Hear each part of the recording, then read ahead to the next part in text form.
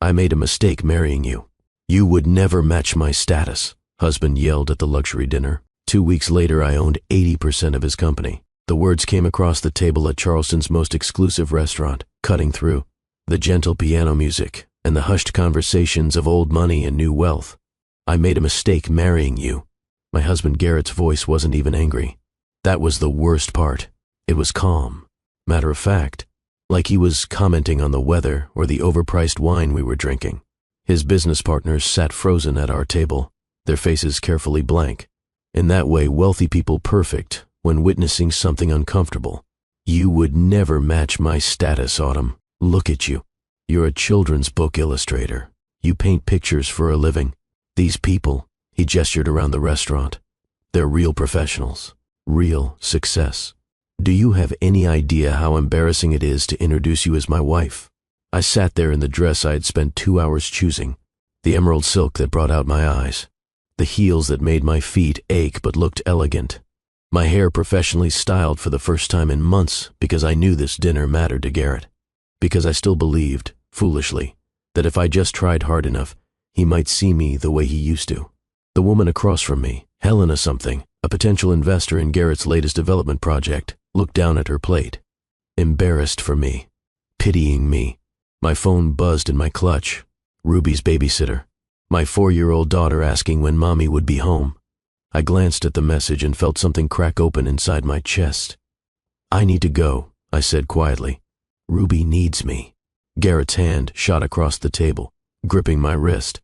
Not hard enough to hurt, just hard enough to stop me. Can't you see I'm networking?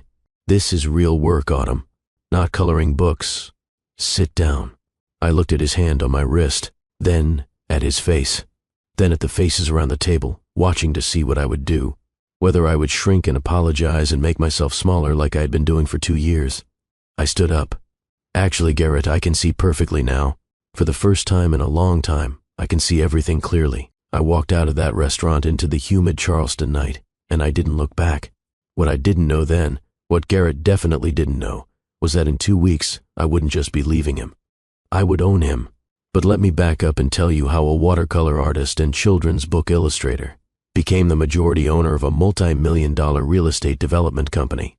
How a woman who was told she would never match her husband's status ended up controlling his entire professional life.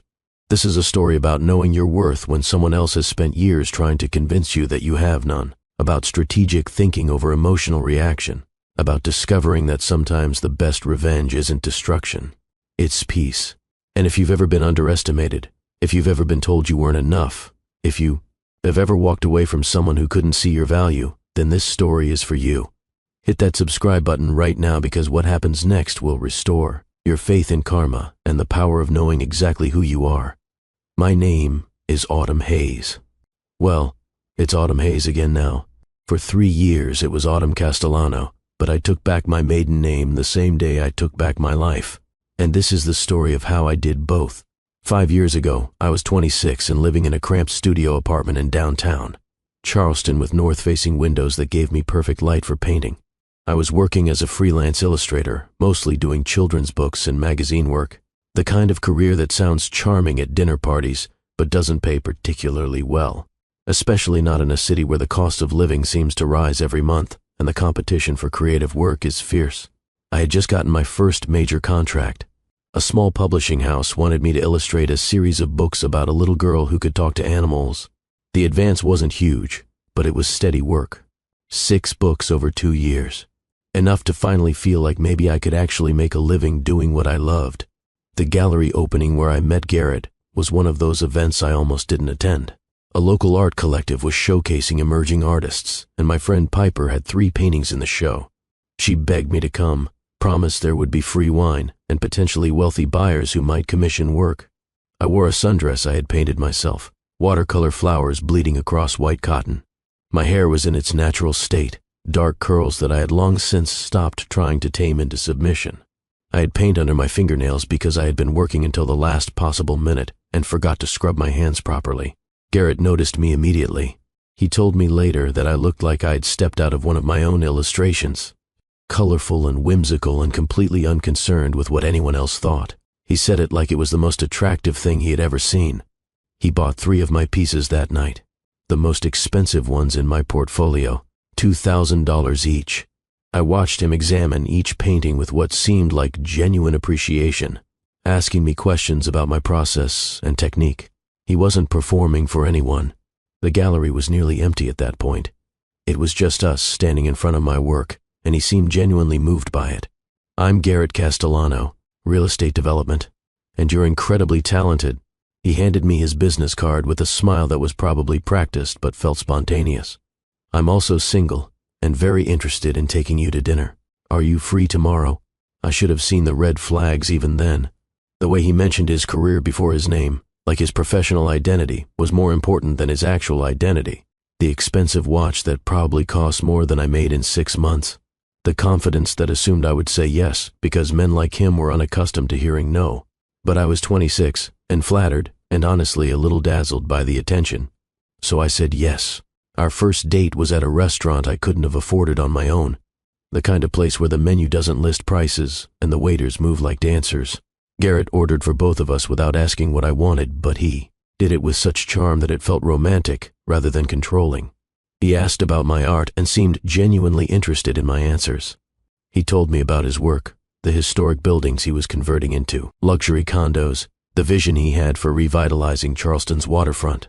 He was passionate about his work in a way I recognized because I felt the same way about mine. We talked for 4 hours. When he drove me home, he kissed me goodnight with a gentleness that made my breath catch. The courtship happened fast. Weekend trips to Savannah, where he was developing a property. A week in Hilton Head at a beach house he owned. Gallery openings where he introduced me to collectors who might commission work. He bought me art supplies from the expensive store I always browsed but never purchased from. He surprised me with a new easel when mine broke. 6 months in, he asked me to move into his house, a beautiful historic property in the downtown peninsula that he had renovated himself. High ceilings and original hardwood floors and a sunroom that would make a perfect studio. He didn't want rent. He just wanted me there. I should have maintained my independence, kept my apartment, kept that separation. But I was in love, and he was convincing, and the studio space really was perfect. So I moved in. We got married a year after we met. Small ceremony at a historic plantation outside the city. My parents flew in from Ohio, concerned about how quickly everything was moving, but charmed by Garrett's success and apparent devotion. His mother was polite but cold, the kind of Charleston aristocrat who smiled, while mentally calculating your net worth and finding it insufficient. The first year of marriage was good, really good. Garrett's business was growing but not yet at the level that would eventually consume him. We had dinners together. We took walks through the historic district. He came to my book launch when my first illustrated book was published and stood in the back of the bookstore, beaming with what seemed like genuine pride. Then I got pregnant. Ruby wasn't planned. We had talked about children someday, but someday felt safely distant.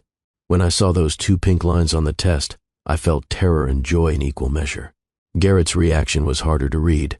He smiled and said all the right things, but something shifted behind his eyes, something I convinced myself I was imagining.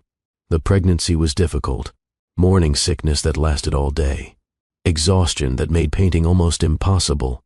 I had to turn down 2 major contracts because I couldn't meet the deadlines while barely able to get out of bed. Our income dropped significantly, just as Garrett's business was requiring more capital investment than it was generating. I took out a loan, $30,000 in student debt I was still carrying from art school, plus another $20,000 in personal loans to cover our mortgage and living expenses, while Garrett poured every dollar into his developments.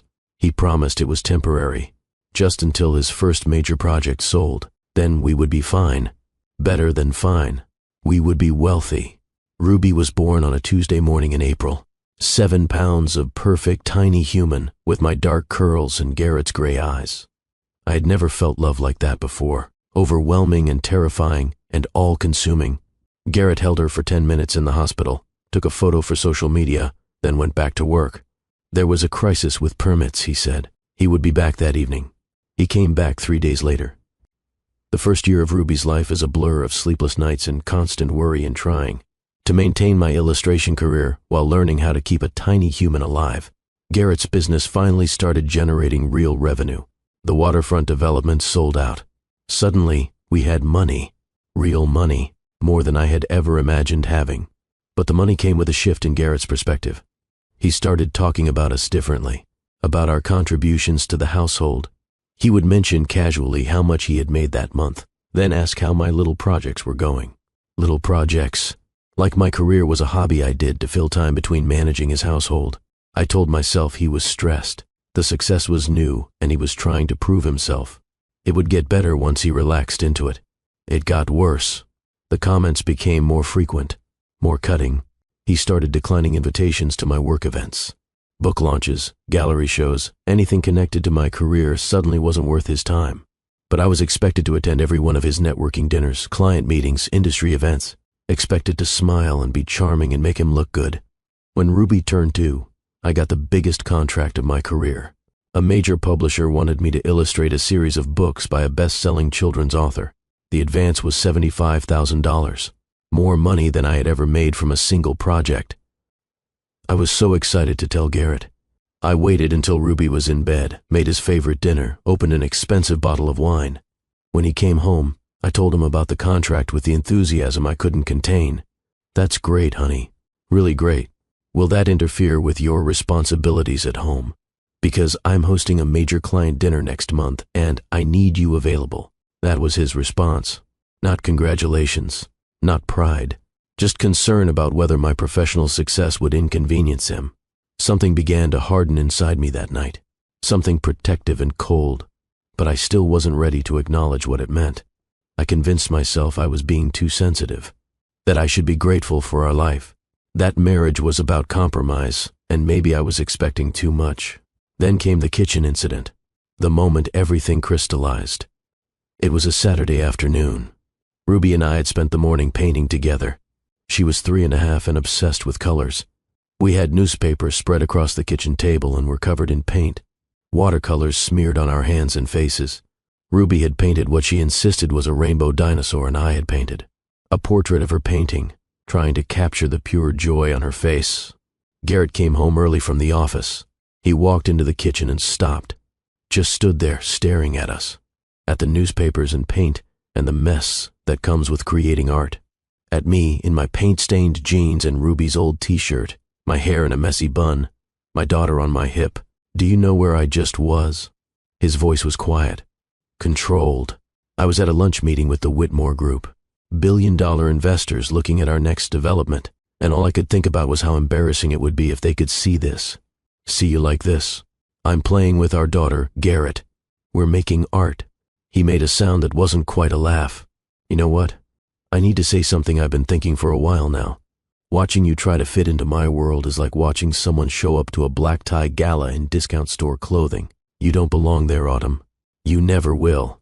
And I'm tired of pretending otherwise." Ruby's small hand pressed against my cheek. Her thumb went into her mouth, the way it always did when she sensed tension. She was learning to read the room, learning to make herself smaller when Daddy was in one of his moods. I stood there holding my daughter, and I felt something happen inside me. A transformation, like water freezing into ice, irreversible and complete. "What exactly are you saying?" "I'm saying we need to establish some realities here. I'm a successful real estate developer.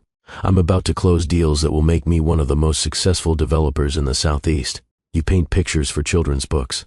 Those are not equivalent contributions to this marriage or this household. From now on, I decide when we attend events together. I decide what's important. And you need to stop acting like your little art projects matter as much as my actual career." He walked past me into his office and closed the door. The sound of it clicking shut echoed through our house, through our marriage, through everything I thought I knew about the man I had married. Ruby looked up at me with her enormous brown eyes. "Mama, are you sad?" "No, baby. Mama's not sad. Mama is thinking." And I was thinking, very clearly, very carefully, about what came next. That night after Ruby was asleep, I went to my studio, the converted sunroom where I created my illustrations, where I had painted some of my best work, where I had believed I was building a career that mattered. I sat at my desk and opened my laptop. I started searching for things I hadn't thought about in years. The business documents Garrett had me sign when he first started his company. I had been pregnant with Ruby, exhausted and trusting, and he had put papers in front of me with explanations I only half heard. "You're going to be listed as a founding member." It's just for the business structure. Sign here and here. I had signed. Why wouldn't I? He was my husband. We were building a life together. I started digging through the file cabinet where we kept important documents, birth certificates and insurance papers and mortgage documents, and there, in a folder labeled Company Formation, I found them. Articles of incorporation for Castellano Development LLC, dated 4 years ago, right after we got married, right when Garrett was just starting out and had no money and big dreams. I read through the documents with growing clarity. There were 3 founding members listed. Garrett Castellano, 60% ownership. Derek Rothman, his business partner, 35% ownership. And Autumn Hayes Castellano, 5% ownership. 5% of a company that was now worth, according to the last valuation report I found in the same folder, approximately $42 million. I owned $2.1 million worth of a company I didn't even know I was part of. But that wasn't the most interesting part. I kept reading. The operating agreement specified that founding member shares could be increased based on capital contributions or sweat equity documented and approved by majority vote. I thought about the $30,000 in student loans I took out that went directly into the business during that first year. The $20,000 in personal loans that paid our mortgage while every dollar of actual income went into development projects. The 2 years I worked 2 jobs, illustration by day and waitressing at night, to keep us afloat while Garrett built his dream. I had documentation of all of it, bank statements showing transfers, loan documents with notes about what the money was for, emails where Garrett thanked me for the financial support that was making his business possible. I opened a new browser tab and started researching corporate attorneys who specialized in ownership disputes and business valuation. The first name that came up was Maxwell Torres, high-powered attorney based in Charleston with a track record of winning seemingly impossible cases. His specialty was uncovering hidden value and forgotten equity in business partnerships. I bookmarked his website. Then I searched for divorce attorneys. The name Joanna Reeves appeared on multiple recommended lists. Ruthless in negotiations, one review said. Gets her clients what they deserve, and then some. I bookmarked her website too. Then I sat back and looked at my studio, at the paintings on the walls, at the illustration I was working on for the new book series. A picture of a small girl discovering her own strength. The metaphor wasn't subtle, but it didn't need to be. I picked up my phone and opened the Notes app. I started making a list. Step 1. Consult with attorneys. Understand my options and my leverage. Step 2. Document everything. Every dismissive comment. Every time Garrett prioritized his career over our family. Every contribution I made that he had conveniently forgotten. Step 3. Complete withdrawal. Give him exactly what he says he wants. A wife who stays in her lane and stops embarrassing him with her presence. Step 4. Watch him realize what he's lost when all the invisible labor I do disappears. Step 5. Take what's mine. The company's shares. The divorce settlement. My daughter. My life. I looked at that list for a long time. Then I added one more item. Step 6. Build something better. I went to bed that night in the guest room. I didn't explain or announce. I just gathered my pillow and moved. Garrett was still in his office on a conference call. He probably didn't even notice I was gone. The next morning, I woke up before dawn. I made coffee just for myself. I made breakfast just for Ruby and me. When Garrett emerged from our bedroom around 7, still adjusting his cufflinks and checking his phone, he stopped in the kitchen doorway. He looked confused. For 3 years, I had made his breakfast every single morning without fail. Egg white omelet with precisely chopped vegetables. Whole wheat toast. Coffee prepared exactly how he liked it, with 1 sugar and a splash of cream. The routine had been so consistent that he had stopped thinking about it. Had come to expect it the way you expect electricity to work when you flip a switch. I sat at the kitchen table with Ruby, helping her eat her cereal. I looked up at Garrett calmly. I assumed you would prefer to handle your own meals going forward, since you're so capable, and I'm apparently so far beneath your standards that my service is no longer required. My voice was pleasant. No trace of anger or sarcasm. That seemed to confuse him even more. Autumn, don't be ridiculous. I was having a bad day yesterday.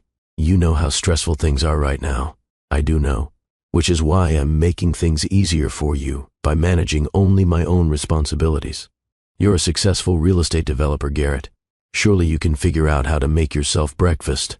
Ruby watched this exchange with her spoon halfway to her mouth. I smiled at her and wiped milk from her chin. Garrett stood there another moment, then grabbed his briefcase and headed toward the door.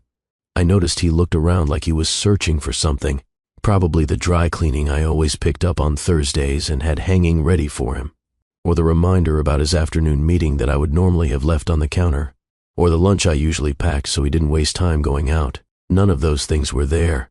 They would never be there again. The door closed behind him, and I sat with Ruby in the peaceful kitchen. My daughter looked up at me with her serious little face. "Is Daddy mad at us?" "No, baby. Daddy is learning that people don't exist just to make his life easier. That's a hard lesson for some grown-ups." She seemed to accept this and went back to her cereal, but I saw her watching me with a new awareness, noticing that Mama seemed different this morning. Calmer somehow, more present. I spent that day exactly how I wanted to spend it. I took Ruby to her preschool and actually stayed to chat with the other parents instead of rushing off to handle Garrett's errands. I learned that the mom of Ruby's best friend was a lawyer. Family law, she mentioned. Mostly custody cases. I filed that information away. I went to a coffee shop and worked on my illustrations for 3 uninterrupted hours. No phone calls to handle Garrett's scheduling conflicts. No texts asking me to pick up dry cleaning or call the yard service or make reservations at whatever restaurant he needed to impress whatever client. Just me and my work and the satisfaction of creating something beautiful. I picked up Ruby from preschool and we went to the park. We spent 2 hours on the swings and slides and in the sandbox. We made up stories about the clouds and the birds and the flowers blooming in the spring garden. We laughed until our stomachs hurt. When we got home, I made dinner for Ruby and myself. Simple pasta with vegetables. We ate together at the kitchen table, just the two of us, and it felt like freedom. Garrett came home at 8:30. He stood in the kitchen doorway, looking at the empty stove and sink. "You didn't make dinner?" "I made dinner for Ruby and myself. It was delicious. There's cereal in the pantry if you're hungry." His face went through several emotions. Confusion, irritation, something that might have been the first glimmer of concern. "What's going on with you?" "I'm following your instructions, Garrett. You said my contributions don't matter as much as your actual career, so I'm focusing my energy on the things that do matter. My daughter, my work, my life. You're perfectly capable of managing your own." I picked up Ruby and carried her upstairs for bath time. Behind me, I heard Garrett opening cabinets and closing them. The sounds of a man who had never had to figure out his own dinner and didn't know where to start. Day 2 of my strategic withdrawal brought new revelations. I discovered how much mental energy I'd been spending on Garrett's needs, keeping his schedule in my head, anticipating what he would need before he asked for it, managing the household around his preferences and priorities. All of that energy was suddenly available for other things. I called Maxwell Torres' office and made an appointment for the following week. His assistant asked what the consultation was regarding, and I said, business ownership, verification, and equity assessment. She booked me for 2 hours, which I took as a good sign. This wasn't going to be simple. Then I called Joanna Reeves. Her assistant was equally professional and equally curious. I said I was exploring options regarding my marriage and wanted to understand my rights. Appointment booked for 3 days after my meeting with Maxwell. I was building a team, assembling the people who would help me take back what was mine. That afternoon, I did something I hadn't done in 2 years. I called my sister Clara. We had drifted apart since my marriage, mostly because I was always too busy managing Garrett's life to maintain my own relationships. But Clara answered on the second ring with genuine delight in her voice. "Oh my God, Autumn. Is everything okay? I was starting to think you'd forgotten I existed." We talked for an hour. I didn't tell her everything, but I told her enough. That my marriage was struggling, that I was making some changes, that I needed my sister back in my life. Clara lived in Columbia, about 2 hours away. She offered to come visit that weekend, bring her partner Jess and take Ruby to the zoo, give me some time to myself. I accepted with gratitude that made my throat tight. When Garrett came home that evening, Clara was on speakerphone telling a hilarious story about her disastrous attempt at pottery class. Ruby was giggling and I was laughing, and the house felt alive in a way it hadn't in months. Garrett stood in the doorway of the living room, watching us. When Clara said goodbye and I hung up, he spoke. "I didn't know you were talking to your sister again. I didn't know I needed your permission." His jaw tightened. "That's not what I meant." "What did you mean, Garrett?" He seemed to struggle for words. Finally, he said, "I miss you. I'm right here." "No, you're not. You're different. Distant. I don't understand what changed. You told me I would never match your status. You compared me to someone in discount store clothing at a gala. You told me to stay in my lane and stop embarrassing you. So I did. I'm staying in my lane. You're just discovering that my lane doesn't include you anymore." I picked up Ruby and headed upstairs, leaving Garrett standing alone in the living room with the truth he had created. Day 3 was when I started to feel genuinely lighter. I woke up and realized I hadn't thought about Garrett even once before getting out of bed. For 3 years, he had been the background program constantly running in my mind. What did he need today? What time would he be home? Was he in a good mood or a bad mood? How could I make his life easier? All of that was just gone, deleted. The mental space it had consumed was suddenly available for my own thoughts and dreams and plans. I taught Ruby how to mix colors that morning. We sat at the kitchen table with watercolors, and she discovered that blue and yellow make green. Her face when she saw the colors blend was pure magic. This is what mattered. These moments with my daughter, teaching her about beauty and creativity and the joy of making something with your own hands. Garrett came downstairs looking rough. His shirt was wrinkled. His tie was crooked. His hair wasn't styled properly. All the small details I used to manage without being asked. Ruby looked at him with concern. "Daddy, your shirt is messy." "Daddy is learning to dress himself," I said pleasantly. "It takes practice."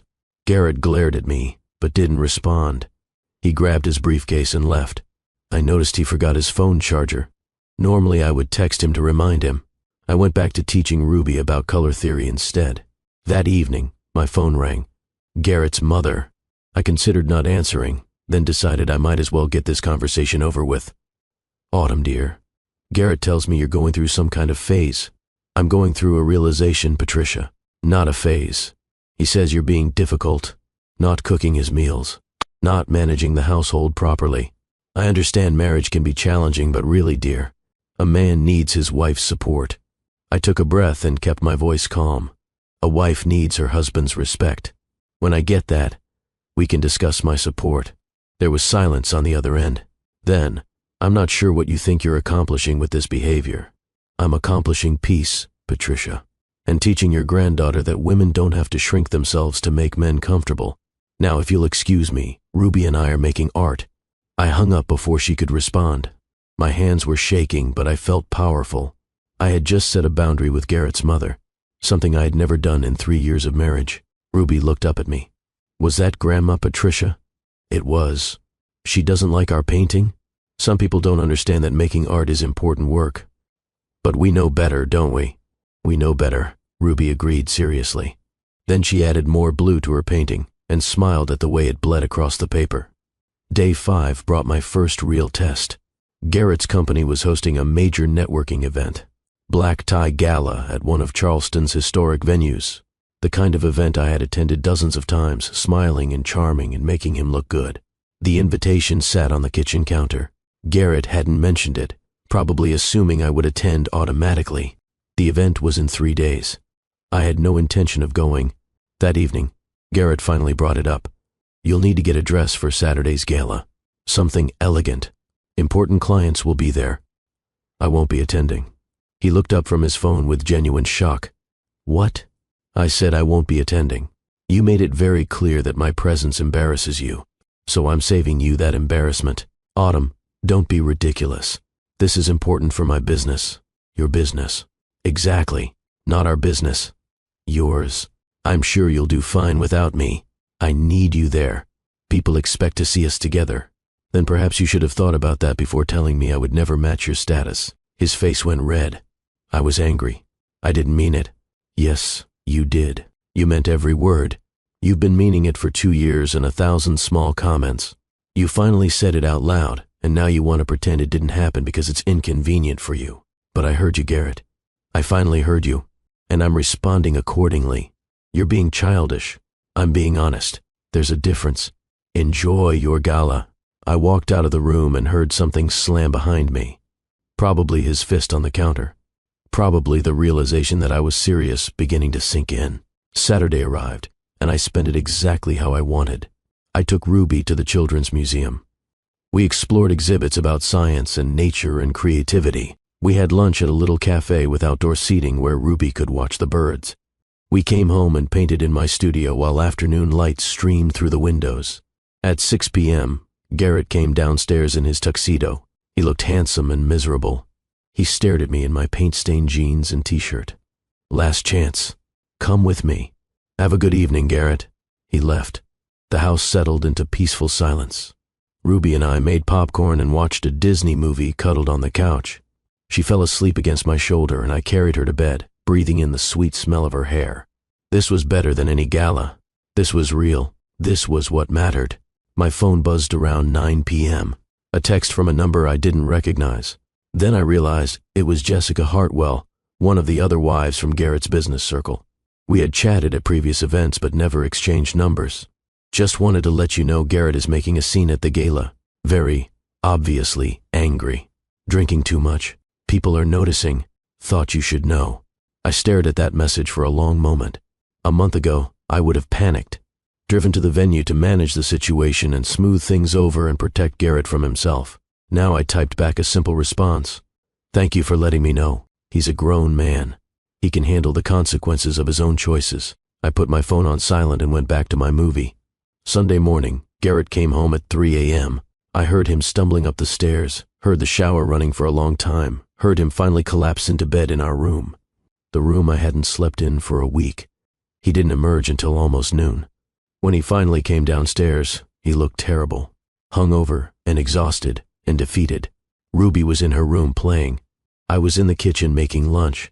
Garrett sat at the table and put his head in his hands. "Last night was a disaster." "I'm sorry to hear that." "No, you're not. You wanted it to be a disaster." "I didn't want anything, Garrett. I simply chose not to attend an event where my presence embarrasses my husband. What you did with that choice is on you. People were asking about you, where you were, why I came alone, and I didn't have a good answer. You could have told them the truth, that you told your wife she would never match your status, so she decided to stop trying." His head snapped up. "You want me to tell people that? Isn't it the truth?" He stared at me for a long moment. Then he said something I didn't expect. "I think I need help. I think we need help. Marriage counseling or something." I considered this carefully. "Okay, make the appointment. Show me you're serious." "What?" "You heard me. Make the appointment. Research therapists. Call them. Schedule something. Show me through your actions, not your words, that you actually want to change. Because talk is cheap, Garrett, and I'm done accepting cheap substitutes for actual effort." He looked at me like he didn't recognize me. Maybe he didn't. Maybe I didn't recognize myself either.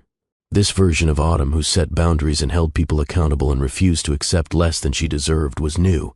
I was still figuring her out too, but I liked her. On Monday morning, I had my appointment with Maxwell Torres. His office was in a sleek building downtown with views of the harbor. The waiting room had expensive furniture and abstract art that probably cost more than my car. Maxwell himself was in his 50s with silver hair and sharp eyes that missed nothing. He shook my hand with a firm grip and gestured me into his office. "Mrs. Castellano, or do you prefer Miss Hayes?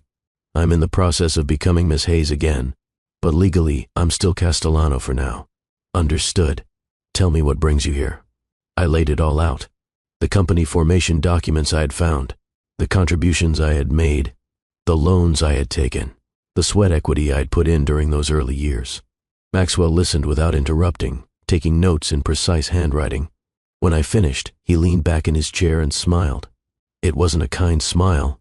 It was the smile of an attorney who saw exactly how much money he was about to make his client. "This is very interesting indeed. Do you have documentation of the financial contributions?" I did. Bank statements, loan documents, emails. I had spent the entire weekend organizing everything into a folder that I now slid across his desk. He reviewed it all with the focus of a predator examining prey. When he looked up, his smile had widened. "Mrs. Castellano, based on what I'm seeing here, you have a very strong case for increasing your equity stake in Castellano Development LLC. Your initial 5% ownership combined with the documented capital contributions and sweat equity could potentially give you claim to anywhere from 25 to 35% of the company." My breath caught. "That much? Possibly more if we can prove additional contributions." Did you provide any business development services? Networking connections? Client referrals? I thought about all the events I had attended, all the potential clients I had charmed, all the connections I had made that turned into business for Garrett, the dinner party I had hosted where he met the investor who funded his biggest project to date. Yes, quite a bit actually. Document all of it. Every event you attended, every connection you facilitated, every way you contributed to building his business beyond just financial support. We're going to build a case that shows you were as integral to the success of this company as any official employee. More integral than most. He paused, then asked the question I had been waiting for. Are you planning to divorce your husband? I'm planning to take back what's mine. If that requires divorce, then yes. Good. You'll need a divorce attorney too. I can recommend someone excellent. Joanna Reeves. Ruthless in the best possible way. I already have an appointment with her on Wednesday. Maxwell's smile became almost proud. You've done your homework. I like that. Let me be very clear about what we're going to do here. We're going to file a formal claim on your behalf for equity adjustment based on documented contributions. This will require board approval, but given the strength of your evidence, Garrett will have a very hard time arguing against it. If he fights us, we go to court. And trust me, Mrs. Castellano, I don't lose in court. What if he tries to dissolve the company or sell it before we can finalize the claim? We'll file an injunction preventing any major business decisions until the equity dispute is resolved. Standard procedure in cases like this. He won't be able to make any significant moves without your approval. The power of that settled over me. Garrett, who had spent 2 years telling me I didn't matter, that my contributions were insignificant, would suddenly need my permission to run his own company. How long will this process take? Depends on whether he fights. If he's smart and accepts the equity adjustment, we could have this wrapped up in 30 to 60 days. If he fights, could be 6 months to a year. But either way, you'll get what you're owed. I left Maxwell's office feeling something I hadn't felt in years. Hope. Real, tangible hope that I could actually reclaim not just my dignity but my financial power. Wednesday came and I met with Joanna Reeves. Her office was smaller than Maxwell's but somehow more intimidating. The walls were covered with framed newspaper articles about high-profile cases she had won. $1-million settlements, custody victories, business dissolutions where her clients walked away with everything. Joanna herself was in her 40s, impeccably dressed with the kind of direct gaze that made you feel like she could see through any lie you might consider telling. I've spoken with Maxwell Torres. He filled me in on the business ownership situation. Very smart to handle both issues simultaneously. I want primary custody of my daughter, and I want enough support that I can focus on my work and being her mother without financial stress. Very reasonable. Tell me about your husband's relationship with your daughter. I told her the truth, that Garrett loved Ruby in theory but was rarely present in practice, that he had missed her first words because of a meeting, her first steps because of a site visit, her third birthday party because of a networking event, that Ruby asked for daddy but had learned to expect mama instead. Joanna took notes with the same predatory focus Maxwell had shown. How often does he spend quality time with her currently? Maybe an hour a week if I'm being generous. He's always working. And during your marriage, who's been the primary caregiver? Me. Exclusively. Who takes her to doctor appointments? Me. Who manages her preschool schedule? Me. Who knows her favorite foods, her bedtime routine, her friends' names? Me. All me. Joanna sat back looking satisfied. We're going to destroy him in custody negotiations, not because we want to keep him from his daughter, but because we're going to make it very clear that you have been parenting solo for 4 years while he built his career. He can have generous visitation, but you'll have primary placement. And child support will be calculated based on his actual income, which I'm guessing is substantial, very substantial. Good. The more he makes, the more he pays. That's justice. I walked out of Joanna's office with a timeline and a strategy. Within 2 weeks, divorce papers would be filed. Maxwell's equity claim would be filed simultaneously.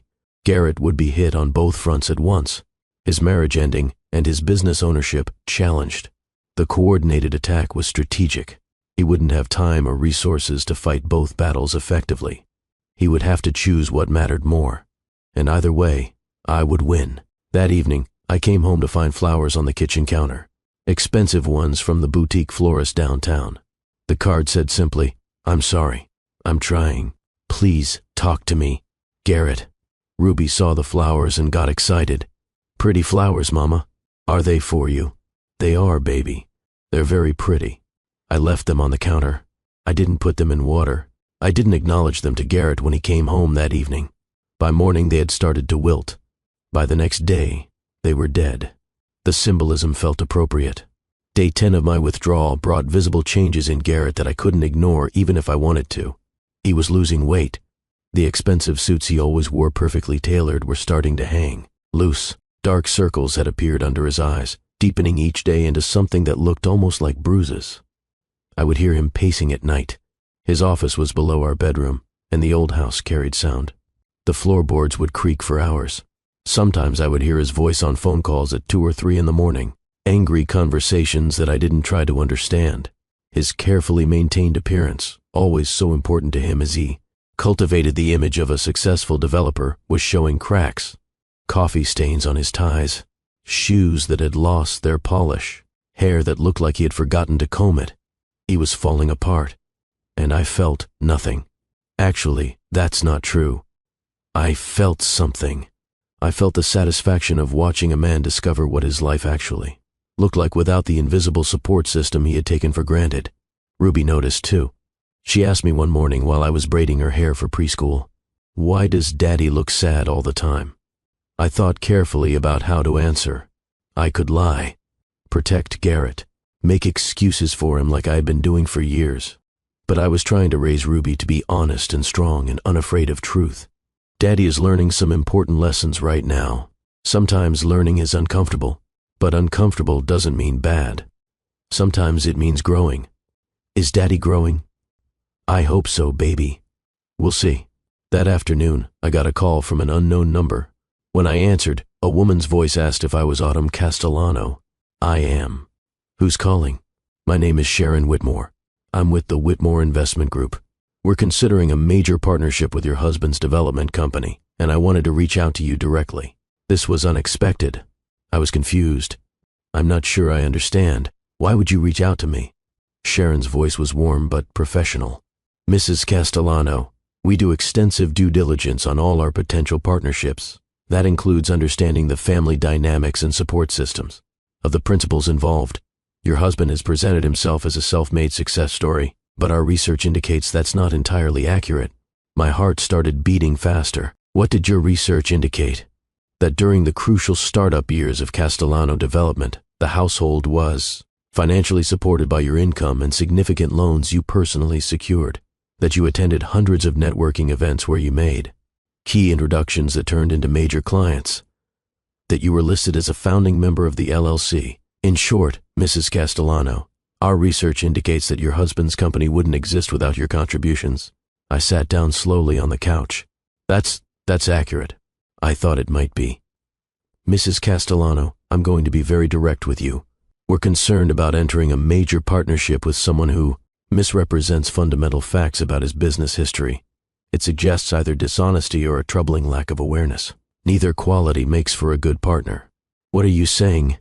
I'm saying that before we move forward with this investment, we need clarity about the actual ownership structure of Castellano Development. If you have been erased from the company narrative despite being instrumental to its creation, that's a problem we need to understand. I took a breath. Miss Whitmore, I appreciate this call. I'm actually in the process of working with attorneys to clarify exactly that issue. My ownership stake and my contributions. There was a pause. Then Sharon said, "Good. I'm glad to hear you're protecting your interests. Would you be willing to meet with me? Off the record. I'd like to understand the full picture before we commit $40 million to this partnership." $40 million. The number hit me like a physical force. That was the investment Garrett had been chasing. The one that would make him one of the most successful developers in the Southeast. The one he had been obsessing over for months. I'd be happy to meet with you. Excellent. Are you available tomorrow? I'm in Charleston through the end of the week. We set a time and place. A quiet restaurant in a part of town where neither of us would run into Garrett or his business associates. When I hung up, my hands were shaking. This changed everything. I immediately called Maxwell Torres. When I explained about Sharon's call, he let out a low whistle. Mrs. Castellano, this is remarkable leverage. If the Whitmore Group is having doubts about the partnership because of how your husband has handled the equity situation, he's going to be under enormous pressure to settle with you quickly and favorably. What should I tell her when we meet? The truth, all of it. Sharon Whitmore has a reputation for being scrupulously ethical in her business dealings. If she's concerned about your husband's integrity, that's a very bad sign for him and a very good sign for you. That night at dinner, just Ruby and me again, Garrett's still at the office. My phone buzzed with a text from an unknown number. This is Derek Rothman, Garrett's business partner. We need to talk. It's urgent. Derek. I had met him a handful of times at company events. Quiet, serious, clearly the operational brains behind Garrett's vision. He held 35% of the company according to the documents I had found. I texted back. About what? About what's going to happen to this company if you and Garrett go to war. I'd like to discuss options that might benefit both of us. Can we meet? 2 meetings. 2 power players, both reaching out to me instead of Garrett.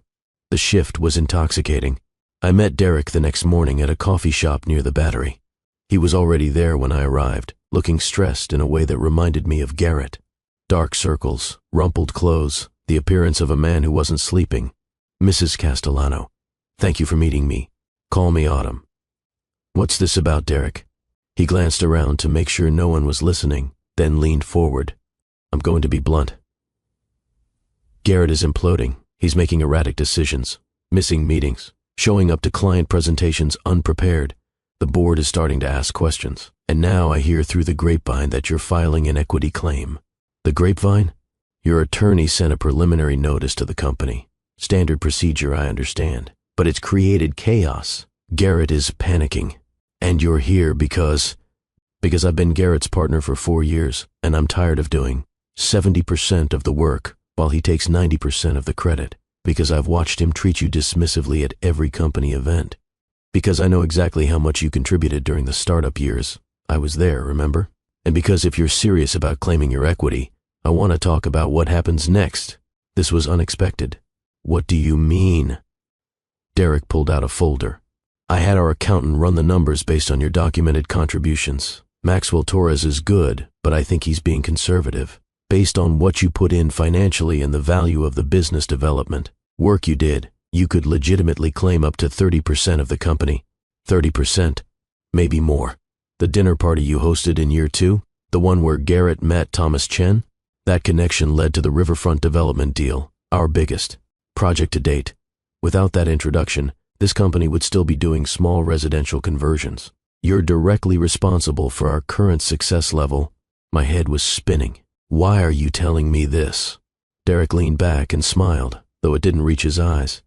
Because if you own 30% and I own 35%, that's 65% combined. A controlling interest. And I'm very tired of working for Garrett when I should be working with a real partner. The implications settled over me slowly. You want to remove Garrett from his own company. I want to restructure the leadership in a way that reflects actual contribution and competence. Garrett is a visionary, I'll give him that, but he's a terrible manager and an increasingly unstable leader. The company would be better served with him in a creative consultant role while people who actually know how to run a business make the real decisions. People like you and me. Exactly like you and me. I studied Derek carefully. This was a power play, clearly. But it was also an opportunity I hadn't fully considered. I had been thinking about my equity claim as a way to secure my financial future and make Garrett understand my value. I hadn't been thinking about it as a path to actual control. What exactly are you proposing? Support for your equity claim. I'll advocate at the board level for adjusting your ownership to 30%. In exchange, you vote with me on major company decisions. We become co-managing partners. Garrett gets minority ownership and a figurehead title if he wants it, but no real power. And if he fights, then we go to court and we win. Because the documentation is ironclad and I'll testify on your behalf about every contribution you made that he's conveniently forgotten. I thought about Garrett's face when he told me I would never match his status, about the years of dismissive comments and systematic diminishment, about teaching Ruby that women's work doesn't matter. And then I thought about walking into that boardroom as a majority owner, about Garrett having to answer to me, about the poetic justice of it all. I need to talk to my attorney. Of course, but Autumn, don't take too long. The Whitmore deal is hanging by a thread, and Garrett knows it. He's desperate. Desperate people make mistakes. We should be ready to capitalize on those mistakes when they happen. My meeting with Sharon Whitmore that afternoon was equally illuminating.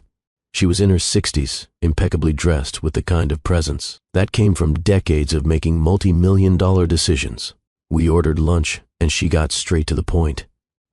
"Tell me about your marriage." I told her everything.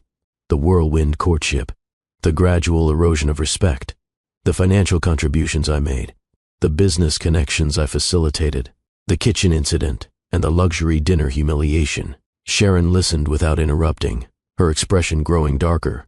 "And your husband has erased all of this from his company narrative?" "Completely. He introduces himself as a self-made entrepreneur, never mentions that his wife's income and loans kept him afloat during the startup years, never acknowledges the client introductions or the networking I did." "That's what I suspected." Sharon set down her fork. "Mrs. Castellano, Autumn, I've built my career on identifying people of genuine integrity. Your husband is not that person. He's talented, yes. Visionary, perhaps. But he's also someone who takes credit for others' work and rewrites history to center himself. Those traits eventually destroy companies. So, you're not going to invest?" "I'm not going to invest in a company where Garrett Castellano is the primary decision maker. However," she paused meaningfully, "if the leadership structure were to change, if people of actual integrity were running the company, that would be a different situation entirely." My heart raced. "Are you saying what I think you're saying?" "I'm saying that Derek Rothman reached out to me yesterday. He explained the potential ownership restructuring. He suggested that with you and him as majority owners, Castellano Development would be a very different company, one that might align with our investment criteria." This was all happening so fast. "Derek is working with you?" "Derek is a smart businessman who sees an opportunity. So am I." "And so I think are you?" Sharon leaned forward. "Here's what I'm proposing. You secure your equity claim. You and Derek establish majority control. You bring in professional management to handle day-to-day operations, and the Whitmore Group invests $40 million in a company run by people we actually trust. And Garrett can stay on as a creative consultant if he wants, or he can sell his remaining shares and walk away. That's his choice. But he doesn't get to run a company funded by my money. Not after what I've learned about how he operates." I sat back, my mind racing through implications and possibilities. This wasn't just about divorce or equity anymore. This was about fundamentally transforming my entire life. "I need some time to think about this." "Of course. But not too much time. We need to know within 2 weeks whether this restructuring is happening. Otherwise, we walk away and find other opportunities." That evening, I sat in my studio with all the pieces spread out before me. Maxwell's legal strategy, Joanna's divorce plan, Derek's partnership proposal, Sharon's investment offer. They all fit together into something I hadn't fully envisioned until this moment. Not just leaving Garrett, not just securing my financial future, but actually taking control of the company I had helped build. Becoming exactly the kind of success story Garrett claimed to be but actually wasn't. The irony was almost too perfect. My phone rang. Garrett. I considered not answering, then decided I might as well hear what he had to say. "We need to talk." His voice was strained. "I know you met with Derek today." "And Sharon Whitmore." "People talk, Autumn. This is a small business community." "Okay, so talk. What are you doing? What is this about?" "This is about me taking back what's mine. This is about correcting the narrative you've been telling where you built a company alone when the truth is you had a partner you've conveniently erased." "I never erased you." "You absolutely did. You introduced yourself as self-made. You never mentioned my contributions. You told potential investors you did it all yourself. You rewrote our history to make yourself the hero and me the irrelevant spouse." Silence. "Then, I can fix this. We can fix this. Just stop with the attorneys and the equity claims and whatever you're planning with Derek. We can work this out privately." "No, we can't, because you don't actually see me as a partner, Garrett. You see me as an accessory who forgot her place, and I'm done accepting that role." "Autumn, please. The Whitmore deal is in jeopardy because Sharon Whitmore does due diligence and discovered that you're not who you claim to be. That's not my fault. That's yours. If this deal falls apart, it will destroy the company. Years of work, gone. Then you should have thought about that before you told me I would never match your status. Actions have consequences, Garrett. You're just finally experiencing yours." I hung up and turned off my phone. Then I called Maxwell Torres. I need to accelerate the timeline. How fast can we file the equity claim? If you're ready to move forward, I can have it filed by Friday. That's 3 days from now. Do it. File for 30% ownership based on documented contributions. And Maxwell? Derek Rothman is going to support the claim. He'll testify to my contributions if needed. Well then, Maxwell sounded deeply satisfied. This just became a very short fight. Garrett can't win against both of you in the documentation. He'll have to settle. Good. How fast can we force a settlement? If he's smart, 2 weeks. If he fights, we go to court and he loses, but it might take 2 months. Either way, you're getting your equity. I call Joanna next. File the divorce papers. This week if possible. I can have them served Monday morning. Are you sure you're ready? I've never been more ready for anything in my life. That night, I sat Ruby down after dinner. She was only 4, but she deserved age-appropriate honesty about what was coming. Baby, Mommy needs to tell you something. Daddy and I are going to live in different houses soon. You'll have a room at Daddy's house and a room at Mommy's house. You'll spend time with both of us, but we won't all live together anymore. Ruby's face crumpled. Why? Because sometimes grown-ups realize they're better as friends than as a family living together. It doesn't mean we don't love you. You are the most loved little girl in the world. This is about Mommy and Daddy, not about you. Is it because Daddy was mean about your paintings? Out of the mouths of children. Partly, yes. Daddy sometimes forgets that being kind is more important than being successful. And Mommy needs to be in a home where people are kind. I'm kind to your paintings. You are, baby. You're the kindest person I know. She thought about this seriously, then asked, Can I bring my paints to both houses? Absolutely. We'll make sure you can paint anywhere. Okay then. She hugged me fiercely. I love you, Mommy. I love you too, Ruby. So much. Friday arrived.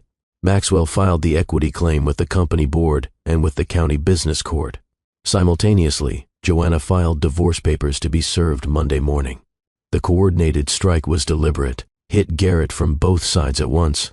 Give him no time to mount an effective defense. That evening, Derek called. The claim was filed. The board is meeting Monday afternoon to review it. I've already talked to 3 other board members. They're all sympathetic to your case once they saw the documentation. And Garrett is losing his mind. He showed up at my house an hour ago demanding to know if I was betraying him. I told him the truth, that I'm supporting the person who actually helped build this company. How did he react? Not well. But Autumn, it doesn't matter how he reacts. The votes are there. By the end of next week, you'll be a 30% owner and will have majority control. Sunday night, I barely slept. Monday morning, Garrett would be served with divorce papers at his office.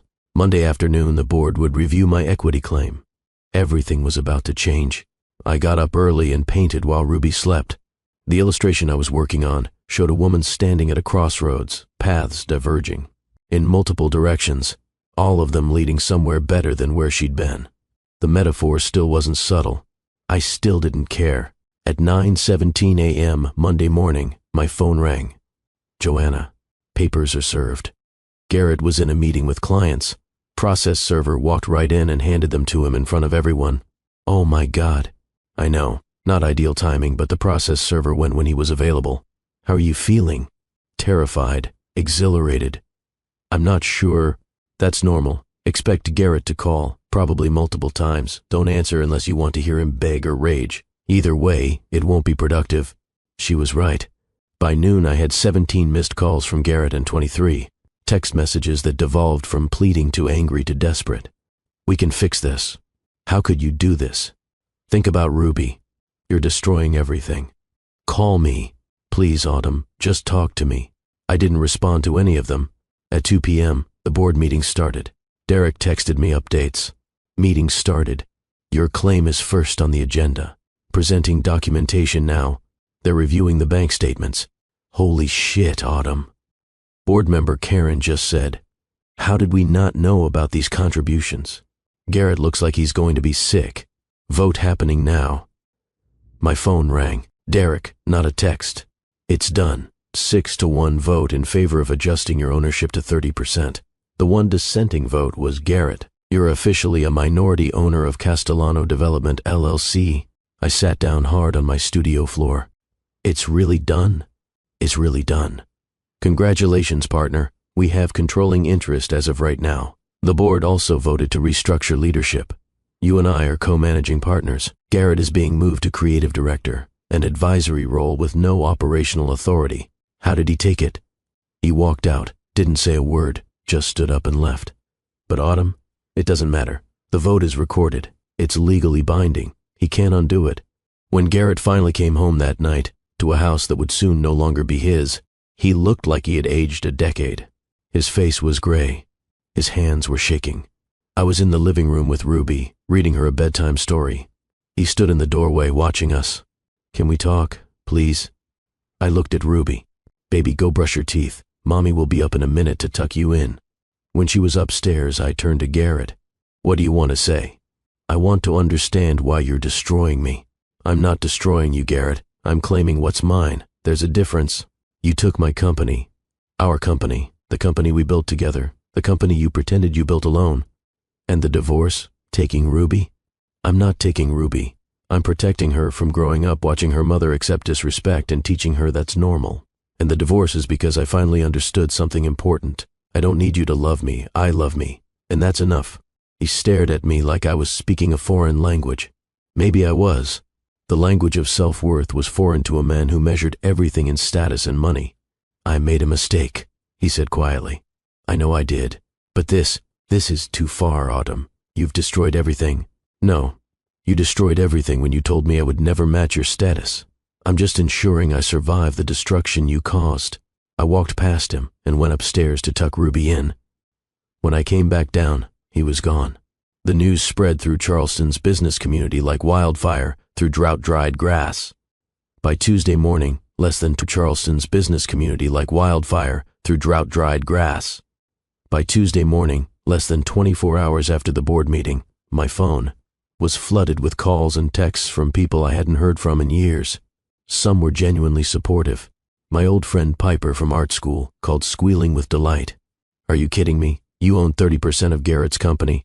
Autumn, you're a legend. Others were clearly fishing for gossip. Melissa, Garrett's sister, left a voicemail dripping with passive aggression.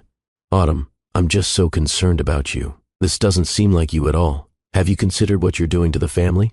To your daughter? Call me. I deleted it without calling back. But the most telling responses came through social media. Garrett had always been active on LinkedIn and Instagram, carefully curating an image of the successful entrepreneur. Luxury cars, high-end restaurants, photos from development sites with captions about vision and hard work in building dreams. On Tuesday afternoon, he posted something different. Sometimes the people closest to you are the ones who hurt you most. Betrayal comes in many forms, but real entrepreneurs rise above and keep building. Stay focused, stay strong. #blessed, #entrepreneur, #never give up. The post was so transparently about me that the comment section exploded within minutes. What happened, man? Everything okay? Praying for you, brother. And then, someone posted a link to the public business filing showing the equity restructuring. Someone else posted a link to the divorce filing, which was public record in South Carolina. Looks like his wife is divorcing him and taking his company. Wait, she was an owner the whole time? Why is he posting like he's the victim? I met his wife at an event once. She was lovely. He barely acknowledged her all night. The narrative was shifting in real time. Garrett tried to control it with another post an hour later. To clarify rumors, business restructuring is normal and healthy. My focus remains on building the best developments in the Southeast, grateful for my real supporters who know the truth. But the comments on that post were even worse. My real supporters? Dude, your wife supported you for years and you're acting like she stabbed you in the back. I heard she financed the startup with her own loans. Is that true? This is not a good look, Garrett. I watched this unfold from my studio while Ruby played with blocks at my feet. I didn't respond, didn't comment, didn't engage. I had learned from observing Garrett's world that silence was often more powerful than any statement. Derek called midday Tuesday. Have you seen his social media? Unfortunately, yes. He's making it worse. The board is concerned about the optics. We have the Whitmore meeting on Thursday, and Garrett is having a public meltdown on Instagram. It's not exactly inspiring investor confidence. What do you want me to do about it? Nothing. Absolutely nothing. You staying silent while he spirals is perfect. It makes him look unstable and you look dignified. Just keep doing exactly what you're doing. Wednesday brought a new development. Garrett's mother, Patricia, showed up at my house unannounced. I saw her Mercedes pull into the driveway and considered not answering the door. But Ruby had already seen her and was calling Grandma Patricia. I opened the door. Patricia stood there in a cream-colored suit that probably cost more than most people's monthly mortgage, her face tight with disapproval. Autumn, we need to talk. Hello, Patricia. I'm actually quite busy. This won't take long. She pushed past me into the house without invitation. The audacity was stunning but not surprising. Garrett had learned his entitlement from someone. Ruby ran up and hugged her grandmother's legs. Patricia patted her head absently, her attention fixed on me. Ruby, sweetheart, go play in your room for a few minutes while Grandma talks to Mommy. When Ruby was upstairs, Patricia turned the full force of her judgment on me. I don't know what you think you're accomplishing with this spectacle, but you're embarrassing this family. Garrett is humiliated. His business. Associates are questioning his judgment. And you're parading around town as some kind of, she searched for a word sufficiently cutting, vindicated victim. I haven't said a word publicly, Patricia. Your silence is a statement. Your actions speak volumes. You know exactly what you're doing. You're right. I do. I'm claiming what's legally mine. The equity I earned through years of contributions that Garrett conveniently forgot about. I'm protecting my daughter by removing her from a household where she watched her father dismiss and diminish her mother daily. I'm building a life where my work and my worth aren't constantly questioned. Patricia's face flushed. Garrett made mistakes. He said things in anger, but you don't destroy a marriage over some careless words. He told me I would never match his status. He said watching me try to fit into his world was embarrassing. He called my career little projects and acted like being a children's book illustrator was shameful. Those weren't careless words, Patricia. They were his actual beliefs, finally spoken out loud. Marriage requires forgiveness and respect and partnership and basic human decency.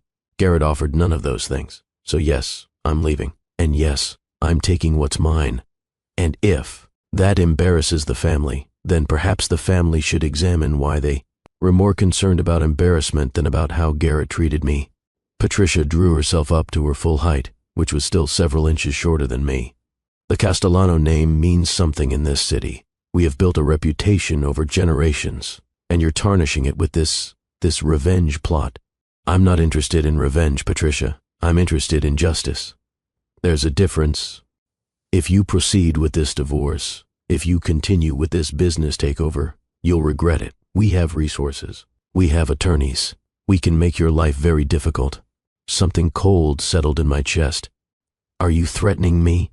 I'm informing you of reality. You're playing in a world you don't understand with people who know how to protect their interests. I walked to the front door and opened it. Get out of my house, Patricia. Excuse me? You heard me. Get out, and don't come back unless you're invited. If you want to see Ruby, we can arrange supervised visits, but you don't get to come into my home and threaten me. Patricia's mouth opened and closed like a fish. Clearly, she wasn't accustomed to being dismissed, especially not by women she considered beneath her social station. Garrett was right about you. You never did belong in this family. You're absolutely correct. I never belonged in a family that measures worth in money and status instead of character and kindness. Thank you for the reminder. I stood at the open door waiting. Finally, Patricia grabbed her purse and walked out, her heels clicking sharply on the walkway. She turned back once. You'll regret this. The only thing I regret is not doing it sooner. I closed the door and locked it. My hands were shaking, but I felt powerful. I had just stood up to Garrett's mother, the matriarch of Charleston society, the woman who had intimidated me for 3 years with her subtle judgments and carefully worded criticisms. And I had won. Ruby appeared at the top of the stairs. Is Grandma Patricia mad? Grandma Patricia doesn't understand that sometimes we have to stand up for ourselves even when other people don't like it. Like when I told Jimmy at preschool he couldn't take my crayons? Exactly like that, baby. Exactly like that. That evening, Derek sent me a text. Heard Patricia visited you today. Garrett's been calling everyone trying to build support. His mother, his friends, his business contacts. He's trying to create a narrative where you're the villain. Let him try, I texted back. People who actually know what happened know the truth. Speaking of truth, Derek responded, we need to prep for the Whitmore meeting tomorrow. Can you come to the office in the morning? Sharon wants to meet with both of us before the formal presentation. I'll be there. The next morning, I dressed carefully for the meeting. Not to impress, but to feel powerful. A navy blue suit I had bought for my last book launch. Minimal jewelry, hair pulled back in a professional bun. I looked like someone who owned 30% of a multi-million-dollar company. Because I was. The Castellano development offices were in a renovated historic building downtown. I had been there dozens of times for company events, always as Garrett's wife, never as an owner. Walking through the front door as a partner felt surreal. The receptionist, Amanda, looked up with surprise. Mrs. Castellano, I didn't know you were coming in today. I have a meeting with Derek in the Whitmore Group. I'm a company owner now, Amanda. You'll probably be seeing me more often. Her eyes widened. Oh, I didn't realize. Congratulations. I smiled. Thank you. Derek met me in the lobby and escorted me to the conference room. Sharon Whitmore was already there, reviewing documents spread across the table. She looked up when we entered and smiled. Autumn, good to see you again. Are you ready for this? I think so. What exactly is this? This is where we clarify the leadership structure and vision for Castellano development going forward. If I'm investing $40 million, I need to know exactly who is making decisions and what direction the company is taking. For the next hour, we discussed strategy. Derek outlined his operational vision, sustainable development projects that actually benefited communities instead of just maximizing profit. I talked about the company's public image and how we could rebuild trust after recent turmoil. Sharon listened carefully, occasionally asking sharp questions that tested whether we actually knew what we were talking about. Finally, she sat back and nodded. This is what I wanted to hear: a clear vision, ethical leadership, and realistic planning. This is very different from the presentations Garrett gave me. How so? I asked. Garrett's presentations were all flash and ego. Big promises about being the biggest, the richest, the most successful, but very little substance about how he'd actually execute or what value he'd create beyond profit. You two are talking about building something sustainable. That's what I invest in. She paused, then looked directly at me. I need to ask you something personal, Autumn. Are you doing this for revenge? Because if this is about hurting your ex-husband, that's not a stable foundation for a business partnership. I met her gaze steadily. 6 months ago, I would have said yes. This started as me taking back what Garrett stole from me. My contributions, my equity, my narrative. But somewhere in this process, it became about something bigger. It became about building the kind of company I actually believe in, about proving to myself and my daughter that I'm capable of more than I ever imagined. Garrett's humiliation is a side effect, not the goal. Sharon studied my face for a long moment. Then she smiled. Good. That's the right answer. If you'd said this wasn't about him at all, I wouldn't have believed you. But if you'd said it was only about him, I wouldn't invest. You found the balance. You're using anger as fuel, but not as the destination. She pulled out a contract. The Whitmore Group is prepared to invest $40 million in Castellano Development LLC under the following terms. Derek Rothman and Autumn Hayes are confirmed as co-managing partners with equal operational authority. Garrett Castellano may retain his minority ownership, but has no decision-making power without majority approval. All major strategic decisions require approval from Derek, Autumn, and Whitmore Group representation on the board. Derek and I exchanged looks. This was really happening. There's one more condition, Sharon added. Garrett needs to make a public statement acknowledging the leadership transition and supporting the new structure. I won't invest in a company where the former leader is actively undermining current leadership. He either gets on board or he gets out. He's not going to like that, Derek said. I don't need him to like it. I need him to do it. Can you make that happen? Derek nodded slowly. We control the board. We can make it a condition of him retaining any ownership stake at all. Either he plays nice or we buy him out entirely. Perfect. Get me that statement by end of week. Once it's public, we'll finalize the investment. After Sharon left, Derek and I sat in the conference room looking at each other. We actually did it, I said quietly. We actually did it, Derek confirmed. You're a CEO now, Autumn. How does it feel?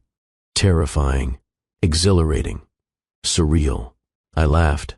I was painting watercolors in my kitchen 2 weeks ago. Now I'm running a multi-million-dollar company. You were always capable of this. You just never had the opportunity to show it. Derek leaned forward. I've watched Garrett diminish you for years at company events. The way he'd introduce you as just an illustrator. The way he'd change the subject when people asked about your work. It was painful to watch. I'm glad you're finally getting to show people who you actually are. Why didn't you ever say anything when you saw how he treated me? Derek looked uncomfortable. Honestly, because I was focused on my own position in the company. I knew if I challenged Garrett on personal stuff, he might push me out professionally. It was cowardly. I'm sorry, but you're helping me now, because now it's also in my professional interest. I'm not going to pretend I'm doing this purely out of altruism, but I do think it's the right thing. Sometimes good strategy and good ethics align. I appreciated his honesty. Derek wasn't a white knight rescuing me. He was a pragmatic businessman who saw an opportunity that happened to also be just. I could work with that. That evening, Garrett showed up at the house. I was making dinner for Ruby when I heard his key in the lock. He still had his key. I made a mental note to have the locks changed.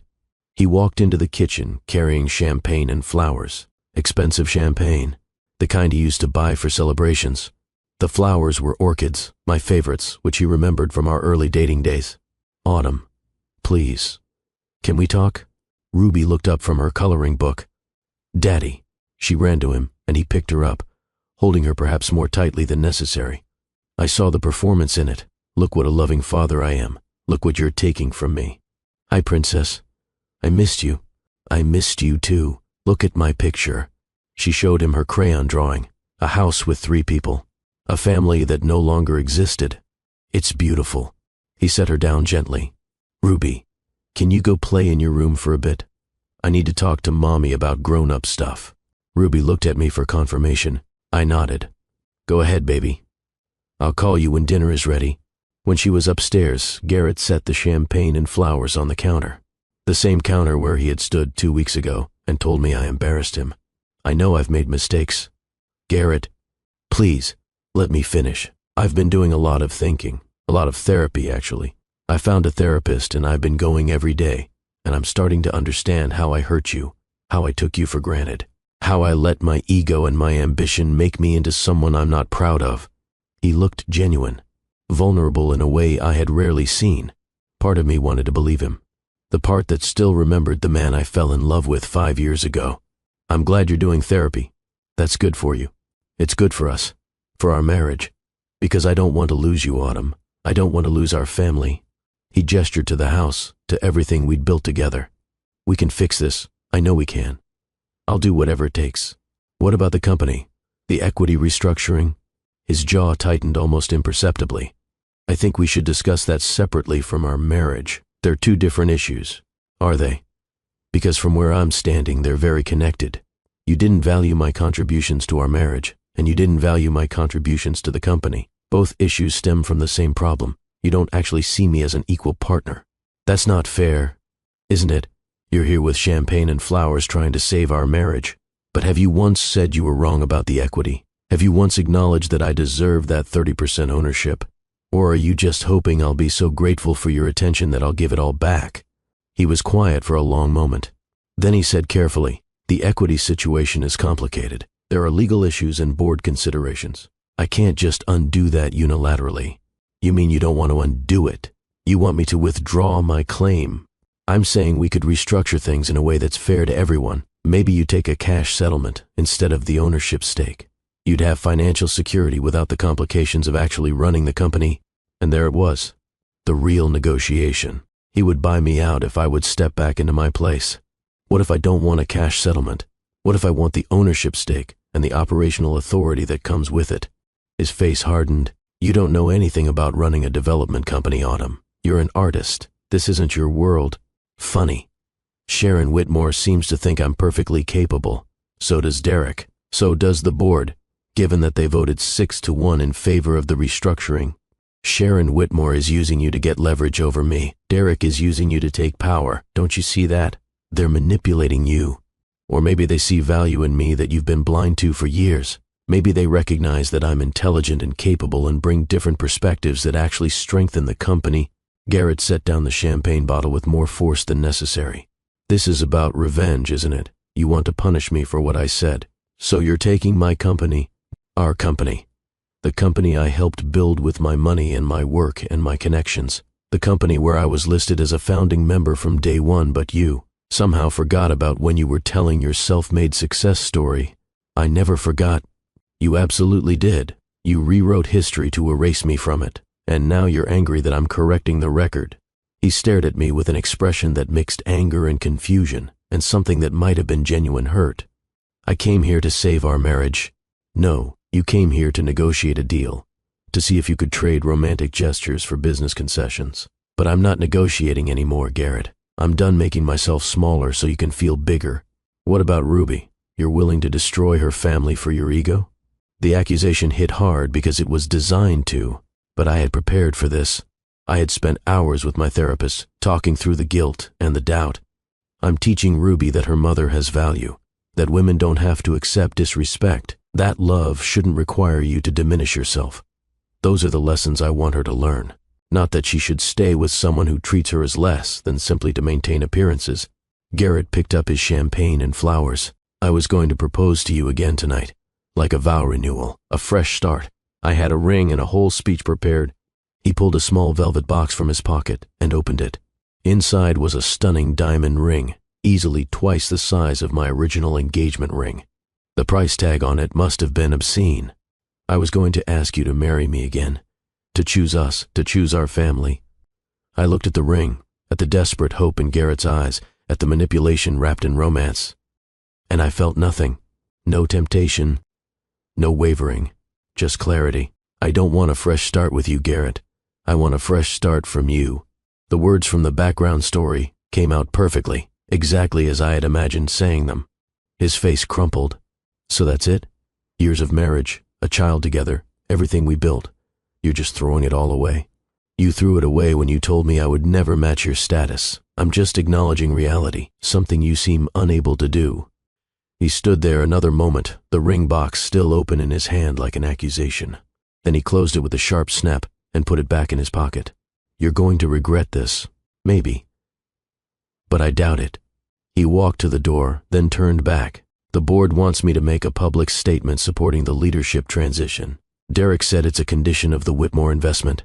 That's correct. And if I refuse, then we buy out your remaining shares and you lose everything. The company, the control, the income stream, all of it. You'd really do that? You'd take everything from me? I'd really let you face the consequences of your choices. You can stay on as a minority stakeholder with no power, or you can leave entirely. Those are your options. He shook his head slowly. I don't even know who you are anymore. I'm the same person I always was. You just never bothered to really look. After he left, I stood in the kitchen for a long time. The orchids sat on the counter, beautiful and temporary. Tomorrow they would start to wilt. By next week they'd be dead. The symbolism was almost too obvious. I put the flowers in the trash and called Ruby down for dinner. The following Monday, the board convened for an emergency meeting. The agenda had one item: Garrett's continued role in the company and the conditions of the Whitmore investment. I arrived early, dressed in a charcoal gray suit that made me look every inch the serious businesswoman. Derek was already in the conference room with our attorney and the board members. Garrett was the last to arrive, looking like he hadn't slept in days. The expensive suits couldn't hide the weight loss, or the dark circles, or the general air of a man who was losing everything he'd built his identity around. Sharon Whitmore attended via video conference, her face filling the large screen at the head of the table. She got straight to business. Thank you all for convening on short notice. As you know, the Whitmore Group's investment is contingent on several factors, including stable and ethical leadership. I've reviewed the documentation regarding the company's founding and the recent equity restructuring. I've also reviewed Mr. Castellano's public statements and behavior over the past week. She paused, looking directly at Garrett through the camera.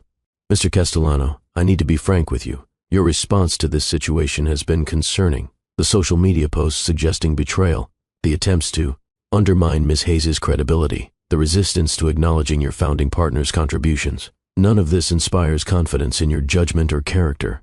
Garrett's face reddened. With all due respect, Ms. Whitmore, you're hearing one side of a complicated personal situation. I'm hearing the side supported by documentation, bank records showing Ms. Hayes' financial contributions, event logs showing her business development work, testimony from Mr. Rothman about her integral role in securing major clients. This isn't he said, she said, Mr. Castellano. This is documented fact versus your preferred narrative. The room was silent. You could hear the air conditioning humming. Sharon continued. Here are the Whitmore Group's conditions for investment. First, Derek Rothman and Autumn Hayes are confirmed as co-managing partners with equal operational authority. Second, all major strategic decisions require majority board approval, meaning you no longer have unilateral control. Third, you make a public statement acknowledging the leadership transition and expressing support for the new structure. This statement needs to be posted on all company social media and sent to all major business contacts and media outlets. And if I refuse? Garrett asked quietly. Then the Whitmore Group walks away. And based on conversations I've had with other potential investors, we won't be the only ones. Your reputation in the industry is suffering, Mr. Castellano. The narrative emerging is that you built success on your wife's contributions, then tried to erase her from the story. That's not a narrative that attracts ethical investors. Board member Karen Chen spoke up. Garrett, I think you need to seriously consider this. The Whitmore investment isn't just about the money, it's about credibility. If they walk away, others will question why.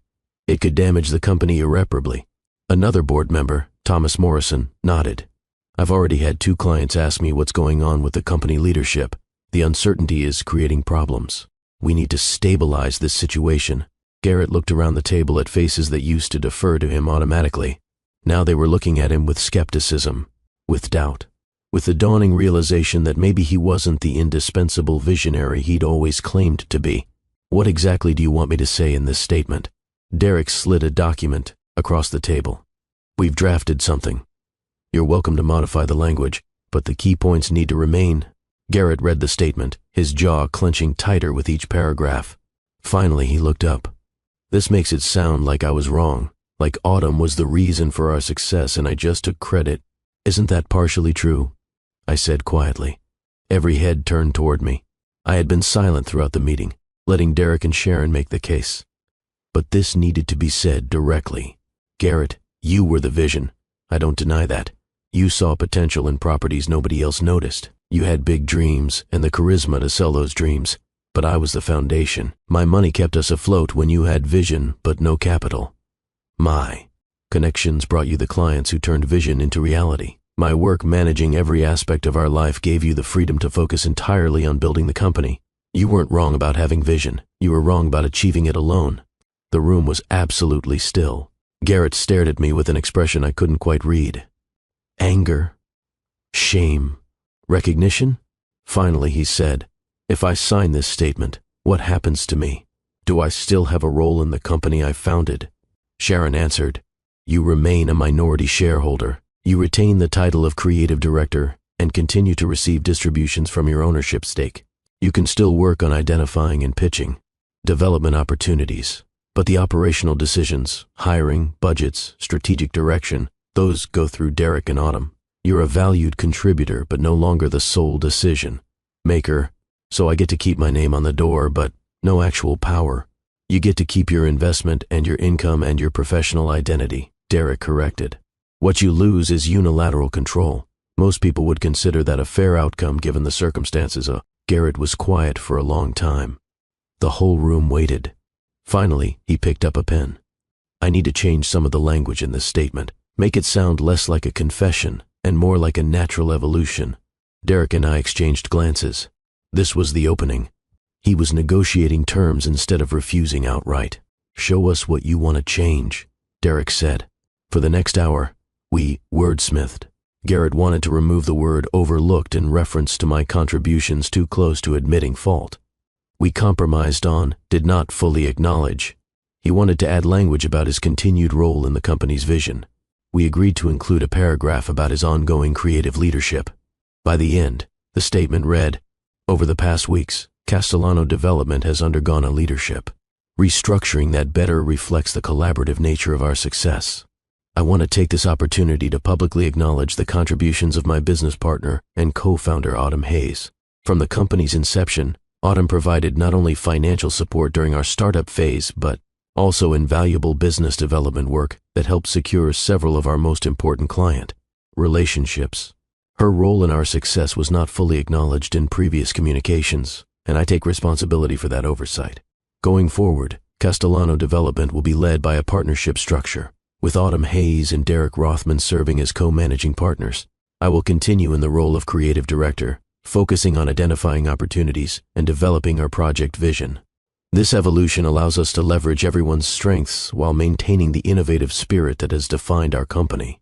I'm excited about this next chapter and confident that this leadership structure will allow us to pursue even more ambitious projects while maintaining the ethical standards and community focus that should define all development work. I ask for the support of our colleagues, clients, and community as we move forward together. It wasn't a complete admission of guilt, but it was an acknowledgement, and it was public. That mattered. "This is acceptable," Sharon said from the screen. "Once this is posted publicly and distributed to your media contacts, the Whitmore Group will finalize the investment commitment. Congratulations, everyone. I think we've built the foundation for a very successful partnership." The board voted to approve the statement and the leadership structure, 7-0 this time. Even Garrett voted in favor, though his eye was barely audible. After the meeting, as people filed out, Garrett approached me in the hallway. "You got what you wanted. I got what I earned. There's a difference." "Is there?" He looked exhausted, defeated. "It feels like you took everything. You still have your ownership stake, your income, your professional reputation. If you can rebuild it, you still get to do the work you love. You just have to do it as part of a team instead of as a dictator." "I was never a dictator." "Garrett, you made every major decision without consulting anyone. You spent company money on personal expenses without board approval. You promised clients things without checking if we could actually deliver. Derek has been cleaning up your messes for years. This structure actually makes the company stronger." He knew it was true. I could see it in his face. But knowing it and accepting it were different things. "What about us?" he asked quietly. "Is there any chance?" "No. The divorce is moving forward. Joanna already sent you the settlement proposal. That proposal is ridiculous. You're asking for primary custody, child support, half the marital assets, and your company shares. You want everything. I want what's fair. You can negotiate on the details, but those basics are non-negotiable. I'm Ruby's primary parent and have been since birth. You make significantly more than I do, so child support is appropriate. The marital assets should be split equitably, and my company shares are mine by right, not by negotiation. And if I fight you, then we go to court and you lose, and it costs both of us a lot of money and time and emotional energy. Or you can settle, and we can both move forward." He leaned against the wall, looking more vulnerable than I had ever seen him. "I really did love you, you know. I still do. You loved the idea of me, the quirky artist who made you feel cultured. You didn't love the reality of me, a woman with her own ambitions and needs and boundaries. And when I stopped fitting your idea, you tried to make me smaller instead of expanding your understanding. I can change. Maybe you can. I hope you do. But you need to do that for yourself and for Ruby, not for me. We're done, Garrett. Really, truly done." I walked away and didn't look back. 6 weeks later, I sat in a conference room with Joanna on one side and Garrett and his attorney on the other. Between us was a stack of documents representing the end of our marriage. The negotiations had been brutal. Garrett fought on every point initially: custody, support, asset division. But gradually, as his attorney explained the realities of South Carolina, family law, and the strength of our documentation, he conceded, I got primary custody of Ruby, with Garrett having her every other weekend and one evening per week. Child support was set at $3,200 per month, based on his income and our custodial arrangement. The marital assets were divided equitably. I kept the house, which I planned to sell. He kept his car collection and his investment accounts. We split the retirement funds. My 30% company ownership wasn't even part of the divorce settlement. Maxwell had established it as premarital intellectual property based on the founding documents and my contributions, which meant it was separate from marital assets. The whole process should have felt triumphant. Instead, it just felt necessary, like closing a chapter that had gone on too long. Garrett's attorney slid the final documents across the table. If everyone is in agreement, we can sign today and file immediately. The divorce will be final in 30 days. Joanna reviewed everything one last time, then nodded to me. This is fair, everything we wanted. I picked up the pen and signed my name on each document. Autumn Hayes Castellano for the last time. In 30 days, I would legally be Autumn Hayes again. Garrett signed more slowly, his hand hesitating over each signature line. When he finished, he looked up at me. That's it then. That's it. His attorney and Joanna started gathering documents and discussing filing procedures. Garrett and I sat across from each other in the suddenly quiet room. I want you to know I'm sorry, he said quietly. For all of it. The things I said, the way I treated you, the way I made you feel small. You deserved better. Yes, I did. Ruby is lucky to have you as her mother. She's lucky to have both of us. You're a good father when you're actually present, Garrett. I hope you'll be more present going forward. I will be. I'm restructuring my schedule to make sure I have real time with her. Not just proximity, but actual engaged parenting time. Good. She needs that. We stood up simultaneously. For a moment, we just looked at each other. 5 years of history. A child. A marriage. A company. All of it ending in this sterile conference room with lawyers and documents. I hope you're happy, Garrett said. I mean that genuinely. I hope all of this brings you the peace you're looking for. I hope you find peace too. Real peace that doesn't come from status or money or other people's validation. He smiled sadly. I'm working on it. The therapy is actually helping. I'm starting to see how much of my self-worth was tied up in being the successful entrepreneur, in being the man who built something from nothing. Losing that identity has been hard, but maybe necessary. Growth usually is necessary and hard. Joanna touched my elbow. We should go. I have another appointment. I gathered my things. Garrett watched me prepare to leave his life. Autumn, thank you. For what? For making me face myself. I wouldn't have done it without you forcing the issue. I would have just kept building and achieving and measuring my worth in deals and developments. I would have missed Ruby growing up. I would have destroyed myself chasing something that doesn't actually matter. You saved me from that, even though it didn't feel like saving at the time. I nodded, not trusting my voice. This was the Garrett I had fallen in love with. Reflective and vulnerable and honest. I was glad he was finding his way back to that person. But I was also glad I wouldn't be there to see it. Saturday morning light streamed through the enormous windows of my new loft. I had bought it 3 months ago in Charleston's Arts District, a converted warehouse with exposed brick, high ceilings, and perfect north-facing light. Ruby was sprawled on the floor in her pajamas, surrounded by watercolors. She was humming to herself, lost in the particular joy of creation that I recognized intimately. At 4.5, she had my mess of dark curls, my complete disregard for keeping paint where it belonged, and my absolute certainty that making art was the best possible way to spend a Saturday morning. Mama, look. She held up her painting, 2 figures dancing under swirls of color. It's us. We're happy. My throat tightened. It's perfect, baby. You really captured us. We are happy, right, Mama? So happy, Ruby. Happier than we've been in a long time. It was true. The past 6 months had been transformative in ways I was still processing. The divorce finalized 8 weeks ago. I legally reclaimed my maiden name and felt like I was reclaiming myself in the process. Autumn Hayes, artist, mother, CEO, woman who knew her own worth. The company was thriving under the new leadership structure. Derek and I made a surprisingly good team. His operational expertise balanced my creative perspective and focus on company culture. The Whitmore investment allowed us to pursue sustainable development projects that actually benefited communities instead of just maximizing profit. We had just broken ground on an affordable housing development that integrated green space and community art installations. The project was my idea, and watching it come to life felt more satisfying than any of Garrett's luxury condos ever had. My illustration career was also flourishing. The 6-book series I had signed during the marriage was performing beautifully. 3 books were published, all hitting bestseller lists. The 4th was in final illustrations. My agent was fielding multiple offers for future projects, but more than the professional success, it was the peace that transformed everything. I woke up excited about my day instead of anxious about managing someone else's moods. I made decisions based on what was right instead of what would keep the peace. I modeled for Ruby what it looked like when a woman valued herself. Ruby looked up from her painting. Is Daddy coming today? He's picking you up at noon. You're going to the aquarium, remember? Oh yeah, can I bring my fish painting to show him? Of course, baby.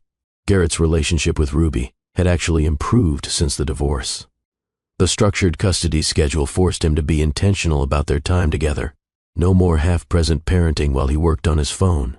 When he had Ruby, he actually engaged with her. He had also continued therapy, which seemed to be genuinely helping. He was less defensive, more reflective, actually capable of acknowledging his mistakes without caveats or excuses. We would never be friends. Too much had happened. But we were becoming effective CO parents, which was all Ruby needed. My phone buzzed. A text from Derek. "Have you seen the Business Journal article?" "Not yet." "What article?" He sent a link. The Charleston Business Journal had published a feature, "The New Face of Castellano Development: How Artist-Turned-CEO Autumn Hayes is Changing Charleston's Development Landscape." The article was detailed and flattering. It outlined my contributions to the company's founding, the equity restructuring, and my vision for sustainable development. There were quotes from Sharon Whitmore praising our ethical leadership, from board members discussing the positive changes, from community advocates excited about our affordable housing project, and at the bottom, a short quote from Garrett. "Autumn brings perspectives to our work that I never considered. The company is better for her leadership." It was gracious, more gracious than I expected. I texted Derek back. "This is good press, really good. We're getting inquiries from potential clients who specifically want to work with us because of the community-focused approach. Your approach." The validation felt good, but what felt better was knowing I had earned it. This wasn't success by association or by marriage. This was success through my own work and vision. At noon, Garrett arrived to pick up Ruby. He stood at my door looking healthier than I had seen him in months. He'd gained back the weight he lost during our worst period. The dark circles were gone. He looked like someone who was actually sleeping at night. "Come in. Ruby's just finishing her painting to show you." He stepped into my loft, and I watched him take in the space I'd created. The art supplies organized on open shelving, Ruby's corner with her tiny easel and finger paints. My work area with current illustration projects spread across a massive desk. The paintings on the walls, all my work from different periods of my career. "This is really nice, Autumn. It suits you." "Thank you." Ruby came running with her painting, still slightly wet. "Daddy, look what I made." Garrett crouched down to her level and studied the painting with genuine attention. "This is beautiful, Ruby. Tell me about it." "It's a fish, a rainbow fish. Mama taught me how to make the scales with little dots of different colors. She's a good teacher, isn't she?" "The best." While Ruby ran to get her backpack, Garrett stood up and looked at me. "I saw the Business Journal article. I saw your quote. That was kind of you. It was honest. The company really is better with you leading it. The affordable housing project is getting amazing community response. That never would have happened under my leadership. I was too focused on profit margins to see the bigger picture. You're being very gracious. I'm being honest. Therapy is teaching me the difference." He smiled slightly. "I'm also learning to acknowledge other people's contributions without feeling like it diminishes my own worth. Turns out that's possible. Sounds like therapy is working." "It is, slowly, painfully, but it is." He paused. "I want you to know I'm dating someone. It's new, but it feels different than how I approached relationships before. Healthier." I felt a small pang that surprised me. Not jealousy exactly, just the finality of knowing he was moving on too. "That's good, Garrett. I'm glad you're finding happiness." "Are you dating, I mean?" "Not yet. I'm focused on Ruby and work and figuring out who I am outside of marriage. Maybe eventually. For what it's worth, whoever you eventually date will be very lucky. I was too stupid to see what I had until it was gone. We both learned things from this marriage. Some of them are things we'd rather not have learned, but we learned them." Ruby came back with her backpack and grabbed Garrett's hand. "Come on, Daddy. The fishies are waiting." After they left, I cleaned up the breakfast dishes and settled in my studio. I had an illustration due Tuesday, a scene of a little girl discovering her own strength. The metaphor still wasn't subtle. I still didn't care.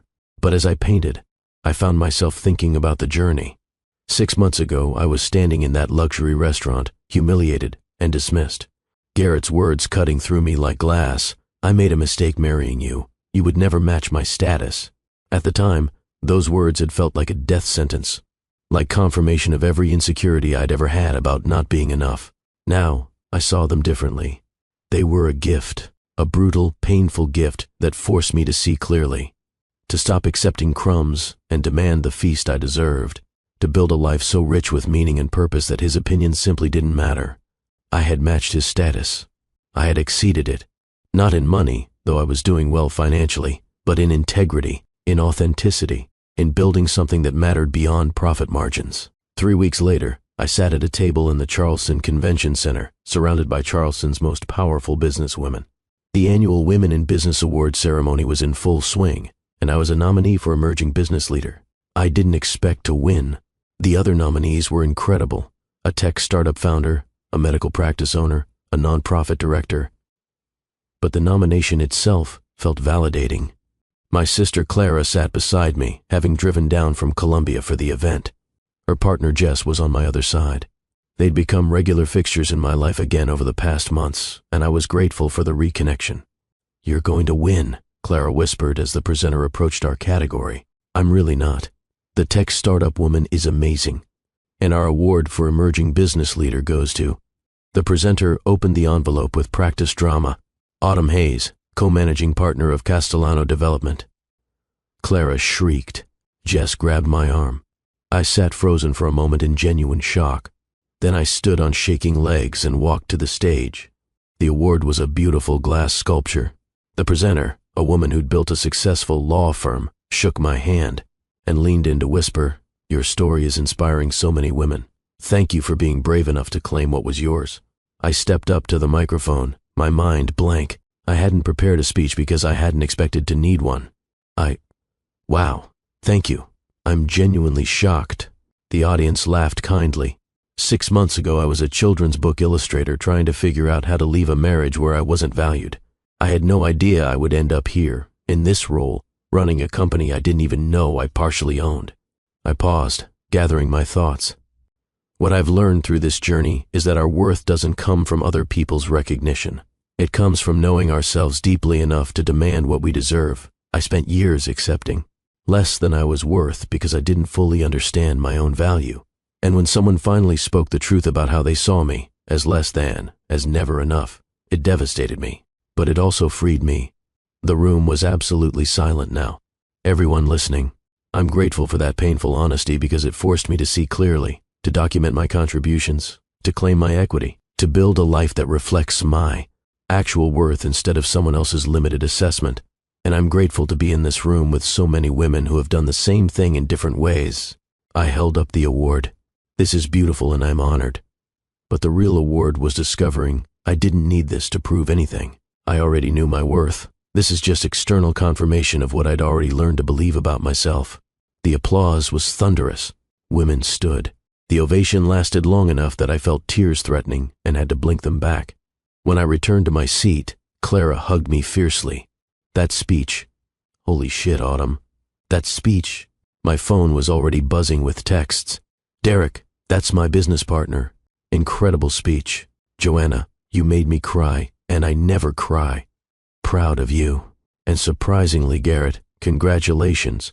Well deserved." The media coverage from the event was extensive. The local news ran a segment. The Business Journal published the full text of my speech. My social media following exploded. But what moved me most was the private messages. Women I'd never met reaching out to tell me my story gave them courage. To leave bad marriages. To claim ownership in businesses they'd helped build. To stop accepting less than they deserved. Your story made me finally file for divorce after 12 years. I just found out I was listed on my husband's business incorporation and never knew it. Getting an attorney tomorrow. I showed my daughter your speech. She's 16 and learning that women's work matters. Thank you. I read every message, responded to as many as I could. This was bigger than my personal story. This was about changing the narrative for so many women who'd been erased from their own success stories. 2 months after the award ceremony, I ran into Garrett at Ruby's preschool art show. We were both there to see her work displayed, a series of paintings about families. Ruby had painted 3 pieces. One showed her with me, covered in paint, both of us laughing. One showed her with Garrett at the aquarium, pointing at fish. And one showed all 3 of us together, separate but connected. "She's processing the divorce through art," I said quietly as we stood together looking at her work. "She's handling it better than I handled my parents' divorce," Garrett replied. "They spent years fighting and putting me in the middle. We're not doing that to her. No, we're not." We stood in companionable silence for a moment. Then Garrett said, "Can I buy you coffee? There's something I want to say." We went to the coffee shop across from the preschool. Garrett ordered 2 cappuccinos, my favorite. He remembered. I've been wanting to talk to you, he started once we sat down. Really talk, not just coordinate pickups or discuss Ruby's schedule. Okay. I've been doing a lot of work in therapy, a lot of digging into why I needed to diminish you to feel important, why your success felt threatening instead of something to celebrate. I sipped my cappuccino and waited. My father was a construction worker, good man, hard worker, but not successful by Charleston society standards. My mother came from money, and her family never let her forget she'd married beneath her station. I grew up watching my father try to prove he was worthy. He never could. My mother's family never accepted him. I hadn't known this. Garrett rarely talked about his childhood. When I met you, you were this free-spirited artist who didn't care about money or status. It was refreshing, different from the women I grew up around. But then as my business started succeeding, as I started moving in circles where wealth and status mattered, I got scared. Scared of what? Scared that you would be dismissed the way my father was. That people would look at my artist wife and think I'd married beneath my station the way my grandmother thought my mother had. And instead of protecting you from that judgment, I internalized it. I started seeing you through their eyes. His voice cracked slightly. I became the thing I hated most. I became my grandmother, looking down on someone I loved because they didn't fit the definition of success I'd been taught to value. I set down my coffee cup carefully. Why are you telling me this now? Because you deserve to know it wasn't about you. It was never about you not being enough. It was about me being terrified of not being enough and projecting that fear onto you. You were everything I claimed to value, creative, authentic, passionate about your work. But I couldn't celebrate that because I was too busy trying to prove something to people whose opinions shouldn't have mattered. That's a lot of self-awareness. 8 months of intensive therapy will do that. He smiled sadly. I'm not telling you this to try to get you back. I know that ship has sailed. I'm telling you because you spent years thinking you weren't enough when the truth is I wasn't brave enough to defend what actually mattered. I felt something loosen in my chest, something I hadn't realized I was carrying. Thank you for saying that. I'm also telling you because I want you to know I'm genuinely happy about your success. The business awards, the best-selling books, the company leadership, all of it. I'm not threatened anymore. I'm just proud of you, I guess, which I should have been all along. How's your new relationship going? It's good. Different. Sarah is a high school teacher. She doesn't care about my business success or my money. She cares about whether I'm kind to her and whether I show up when I say I will. It's refreshingly simple. That sounds healthy. It is. She's also very clear about her boundaries. She won't tolerate the kind of dismissive behavior I showed you. She called me out the first time I was condescending about her work and told me if it happened again, she was done. I've never apologized faster in my life. I laughed. I like her already. You'd probably get along. She's actually a fan of your books. She uses them in her classroom. He paused. Maybe sometime, if you're comfortable, you could meet her. Ruby talks about her, and it might be good for everyone to be on friendly terms. Sure. I'd be open to that.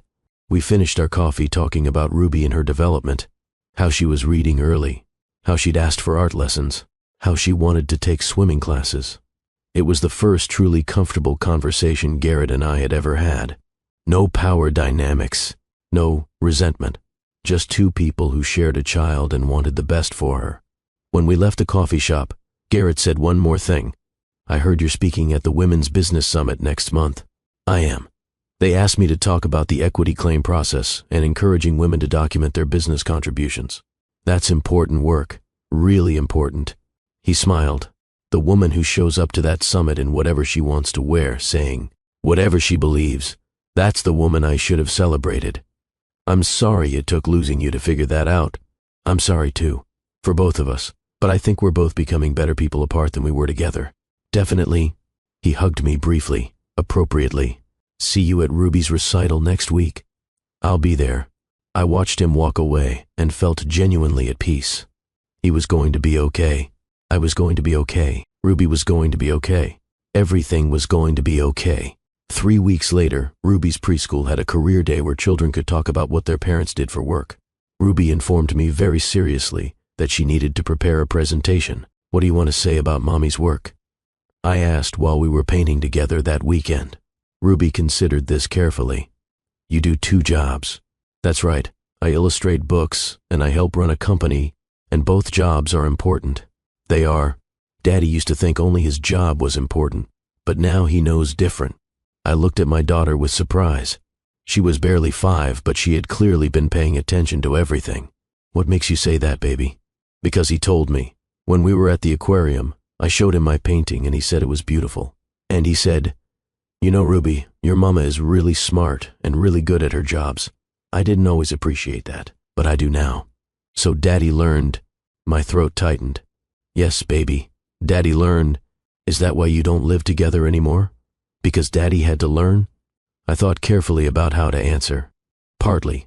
Sometimes grown-ups learn better when they're not together. And sometimes people are happier living separately. Mama is happier now. Is Daddy happier? Ruby nodded seriously. Daddy smiles more. He laughs when we play. He's not on his phone all the time.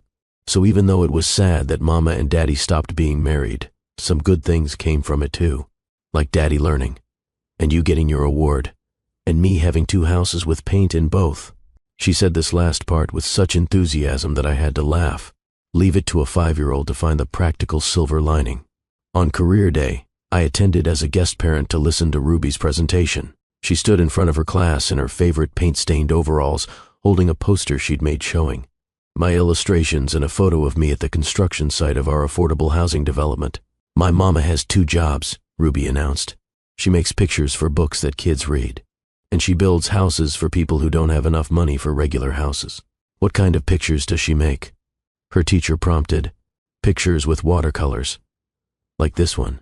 Ruby held up a copy of my latest published book. This is a story about a girl who learns she's brave. My mama painted all the pictures. And what about her other job? She's a boss at a company. She tells people how to build good houses that don't cost too much money. And she makes sure there are parks for kids to play in. That sounds important. It is important. Both her jobs are important. Not like one is better, they're both good. Ruby said this with absolute certainty. I watched my daughter defend the value of my work to her classmates and felt something profound settle inside me. This was the legacy I was building. Not just company equity or best-selling books. A daughter who knew that women's work, all women's work, had value. That success wasn't measured only in dollars, but in impact and authenticity and the courage to claim what you'd earned. After the presentations, Ruby's teacher pulled me aside. That was remarkable, the way she talked about both your careers with equal importance. Most children this age can't articulate those concepts. She's been learning some hard lessons about value and worth. I'm glad she's processing them in healthy ways. Whatever you're doing, keep doing it. She's growing into a remarkable young woman. I watched Ruby play with her friends at recess, confident and creative and completely herself. She had witnessed the worst of my marriage and the best of my transformation. She had learned that love shouldn't require diminishment, that worth wasn't granted by others, but claimed by yourself, that women could be both artists and CEOs, both soft and strong. Those were the lessons that mattered, not the equity percentage or the bestseller lists or the business awards. Those were just the evidence. The real victory was in who I was becoming and who I was teaching my daughter to be. Chapter 22, The Full Circle Moment. 4 months later, I found myself back at the pottery studio where I'd taken that class 3 years ago. The same studio where Margaret, the instructor, had told me that some pots needed to be completely remade instead of repaired. I hadn't been back since that conversation, but I'd thought about it often during the past year. How her words had planted a seed that eventually grew into the courage to leave. How she'd seen something in me that I hadn't yet seen in myself, the strength to start over. I signed up for an advanced pottery class on a whim. Ruby was with Garrett for the weekend, the company was running smoothly, and I had a rare Saturday with no obligations. The idea of working with my hands, creating something tactile and three-dimensional instead of painting on flat paper, appealed to me. Margaret was still teaching. She looked up when I walked in, and her face broke into a huge smile. "Autumn, I was wondering if you'd ever come back. You remember me?" "Of course I remember you. You sat right there." She pointed to a wheel by the window and looked like someone whose whole world was crumbling. "Then you never came back, and I worried about you. My world did crumble, but I rebuilt it. I can see that." Margaret studied my face. "You look different, lighter somehow, like you're not carrying weight that doesn't belong to you." "I'm not." I put it down. Over the next 2 hours, Margaret taught me techniques for centering clay, for coaxing it into shapes that would hold. I was terrible at it initially. My pots were lopsided and collapsed more often than they held form. But there was something meditative about the process, the feeling of cool clay spinning beneath my hands, the focus required to shape something from nothing. During a break, Margaret sat beside me with tea. So tell me, what happened after that class 3 years ago? I told her, not everything, but the highlights. The decision to leave, the equity claim, the divorce, the business restructuring, the new life I'd built. Margaret listened with the same focused attention she brought to pottery. When I finished, she nodded slowly. You took my advice about the pot. I did. I decided some things needed to be completely remade. And are you happy with what you've made? I thought about my loft with its perfect light, about Ruby's laughter echoing through rooms where tension used to live, about walking into board meetings as an owner instead of an accessory, about painting illustrations that touched hearts and building housing that sheltered families. Yes, I'm happy with what I've made. I'm happy with who I've become. Good. Margaret squeezed my hand. That takes tremendous courage. Most people stay with broken pots because starting over feels too hard. It was hard. It's still hard sometimes. But it's the right kind of hard, the kind that builds something instead of maintaining something broken. After class, as I was washing clay from my hands, a man approached. He was maybe 40, with kind eyes and paint stains on his jeans that suggested he was an artist too. I couldn't help overhearing part of your conversation with Margaret. You're Autumn Hayes, right? The illustrator? I am. I'm James Chen. I own the gallery 2 blocks from here. I've been following your career since your first published book. Your use of watercolor is stunning. Thank you. That's very kind. I'm actually curating a show for next spring. Local artists who work in watercolor. I'd love to include some of your original illustrations if you'd be interested. A gallery show. I hadn't exhibited in a traditional gallery since before Ruby was born. Garrett had always dismissed gallery shows as vanity projects that didn't generate real money. I had internalized that dismissal and stopped pursuing them. I'd be very interested. Excellent. Here's my card. Give me a call next week and we can discuss details. He paused. I also read about your work with Castellano Development, the affordable housing project with the community art installations. That's exactly the kind of integration between art and community that I think is important. It's been incredibly rewarding. We're breaking ground on the 2nd phase next month. I'd love to hear more about it. Would you be interested in getting coffee sometime? I'm working on a proposal for public art funding and could use perspective from someone who's successfully integrated art into development projects. He was asking me for professional advice and possibly asking me on a date. The combination was flattering and terrifying. Coffee would be nice. Let me look at my schedule and I'll call you. James smiled. I look forward to it. After he left, Margaret appeared at my elbow. Well, that was interesting. Was he asking me out or asking for business advice? Probably both. Is that okay? I thought about it. Yes, I think it is. I'm not sure I'm ready for dating yet, but coffee as potential friends who might become something more? That feels manageable. Good. You deserve someone who sees all of you, the artist and the CEO and the mother. Someone who's excited by your success instead of threatened by it. I don't know if I need someone. I'm pretty complete on my own these days. Needing and wanting are different things. You don't need a partner, but someday you might want one. And that's okay too. Driving home that evening, I thought about James and the possibility of eventually dating again. It felt distant but not impossible. Like something that existed on the horizon, not urgent, but there when I was ready. For now, I was content with the life I'd built. But it was nice to know that when I was ready for more, there might be someone who appreciated all of me, who saw my watercolors and my business acumen and my motherhood as equally valuable parts of a whole person. Someone who wouldn't ask me to be smaller, who wouldn't measure my worth against his own and find me lacking. Someone who understood that I was already enough. Late Sunday evening, after Ruby was asleep in her room with her fish painting hung proudly on her wall, I sat in my studio with a cup of tea and looked at the illustration I'd been working on. It was the final image for the 6th book in the series, the one that had been contracted during my marriage and was now completing as a divorced woman and CEO. The illustration showed a small girl standing at the top of a mountain. She'd climbed, arms outstretched, face turned toward the sun. The metaphor still wasn't subtle. I still didn't care. But as I looked at it, I realized the girl in the painting had changed over the course of the series. In the first book, illustrated when I was still trying to be enough for Garrett, she had been timid, uncertain, looking to others for validation. In the final book, illustrated after I'd reclaimed my life, she was bold, certain, celebrating her own achievement without needing anyone's approval. I hadn't consciously made that shift, but it was there in every brushstroke. The evolution of my own confidence reflected in watercolor and paper. My phone buzzed. A text from my mother in Ohio. Just finished reading all 6 books to the neighborhood kids. Sweetie, these are beautiful. And the girl in the last one. She reminds me of you. Strong and free. My mother had been quietly supportive through the divorce, never saying I told. You so, even though she'd had reservations about Garrett from the beginning. Instead, she'd sent care packages and encouraging texts and offers to come stay with Ruby if I needed help. I texted back, she is me, or who I learned to become. Thank you for always believing I was strong enough. You were always strong enough. You just needed to believe it yourself. Love you, sweetheart. I set down my phone and walked to the window. My loft overlooked the arts district, all exposed brick buildings, and converted warehouses and creativity repurposed into new forms. Below, people walked dogs and held hands and lived their lives in the Sunday evening quiet.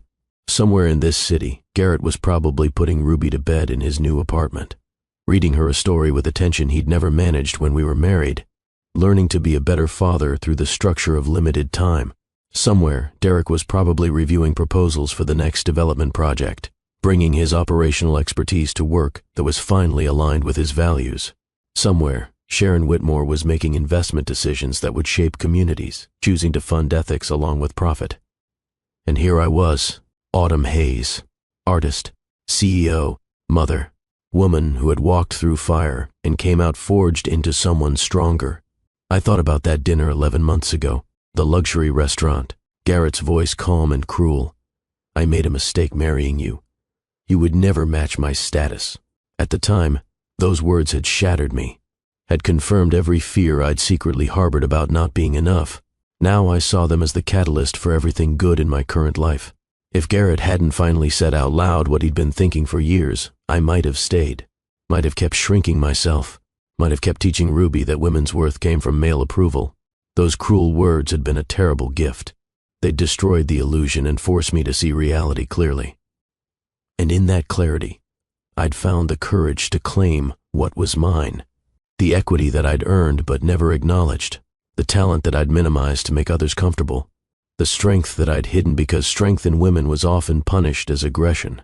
I had taken all of it back, not through revenge or destruction, but through documentation and legal rights and simple insistence on truth.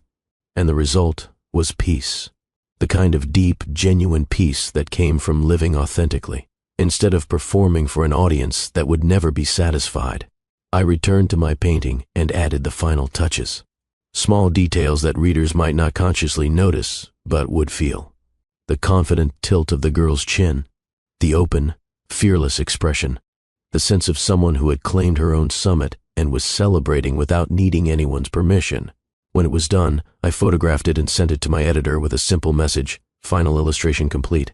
This series has been a journey in more ways than one. Thank you for believing in it and in me. Her response came within minutes. Gorgeous. Autumn, this whole series is stunning. The evolution of the character is remarkable. Can we schedule a call this week? I have a proposal for your next project and I think you're going to love it. More work, more opportunities, more chances to create beauty and tell stories and touch the hearts of children who needed to see characters like them. Brave and uncertain and ultimately triumphant. My career was flourishing in ways I dreamed about but never quite believed possible. And it was happening because I'd stopped asking permission and started claiming space. I opened my laptop and started drafting notes for the Women's Business Summit speech I was giving in 2 weeks. The organizers had asked me to talk about the equity claim process and encouraging women to document their business contributions. But I wanted to talk about something bigger, about the psychological journey of learning to value yourself when the world keeps telling you you're worth less, about the difference between revenge and justice, about building something better instead of just destroying something broken. I typed, sometimes the cruelest words someone speaks become the greatest gift, not because the words were true, but because they forced us to see clearly. The speech wrote itself over the next hour. Stories from my own journey, woven with practical advice about documentation and legal rights and business equity. But underneath it all, a message about worth. Your worth isn't determined by someone else's limited vision. Your contributions don't become invalid because they weren't acknowledged. Your work doesn't lose value because it wasn't properly compensated. You get to decide your worth, and then you get to claim it. When I finished drafting the speech, I read it through and felt satisfied. This was what I wanted to say. This was the message that might help other women trapped in situations like mine had been. But more than that, it was the message I needed to hear a year ago. From myself, in my own voice, claiming my own authority. I was giving myself retroactive permission to be exactly who I was becoming. Well, family, that's Autumn's story. From humiliated wife at a luxury dinner to CEO and best-selling illustrator with custody of her daughter and peace in her heart. From you would never match my status to owning 30% of the company and transforming its entire direction. Some of you are probably thinking this sounds like revenge. Like Autumn deliberately destroyed Garrett to punish him for his cruelty. But if you were really listening, you heard something different. This wasn't revenge. This was reclamation. Autumn didn't take anything that wasn't already hers. She documented contributions she'd actually made. She claimed equity she'd legally earned. She demanded respect she'd always deserved. She removed herself and her daughter from a situation that was teaching toxic lessons about worth and value. Garrett called it betrayal. The board called it correction. I call it justice. Now, let me talk to those of you watching who see yourself in Autumn's story. Maybe you're in a relationship where your work is dismissed as little projects, while your partner's career is treated as important. Maybe you've made financial contributions to a business that your partner claims to have built alone. Maybe you're being told, explicitly or implicitly, that you don't match someone's status. If that's you, I want you to hear this clearly. Your worth is not determined by someone else's limited vision. The person telling you you're not enough, they're wrong. Not because you're perfect, none of us are perfect, but because human worth isn't measured by someone else's arbitrary standards. What Autumn did that was so powerful was this. She documented everything. She didn't just leave angry. She didn't just burn everything down.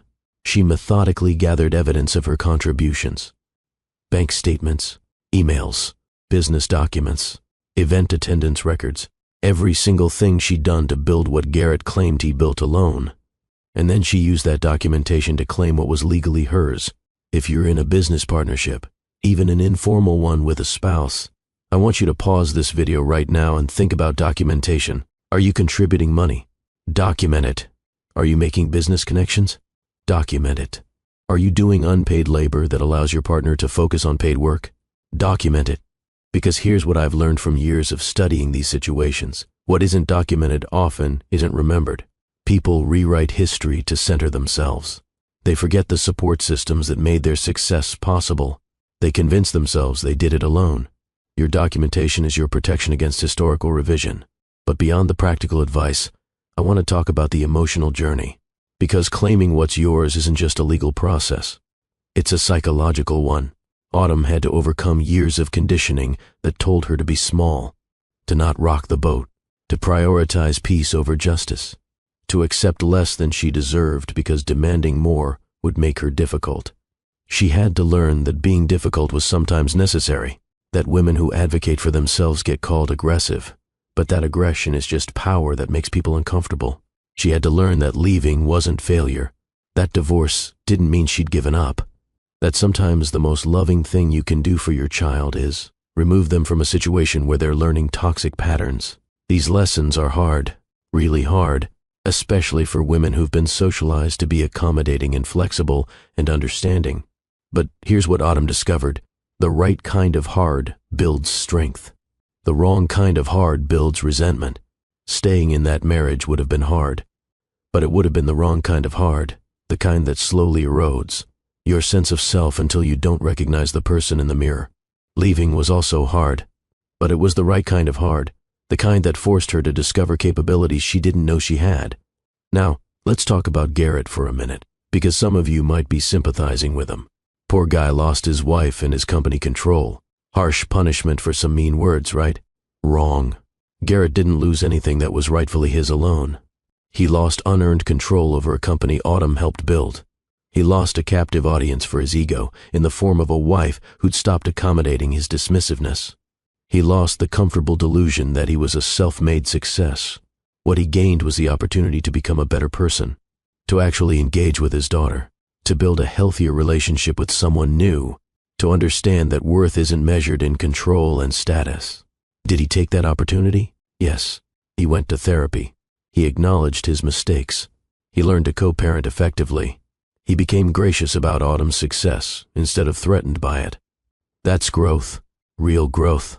And it only happened because Autumn refused to enable his worst impulses anymore. Sometimes the most loving thing you can do for someone is stop protecting them from the consequences of their choices. So here's my message to you. Watching this wherever you are, know your worth. Not the worth someone else assigns you, but the worth you claim for yourself. Document your contributions in business, in relationships, in life.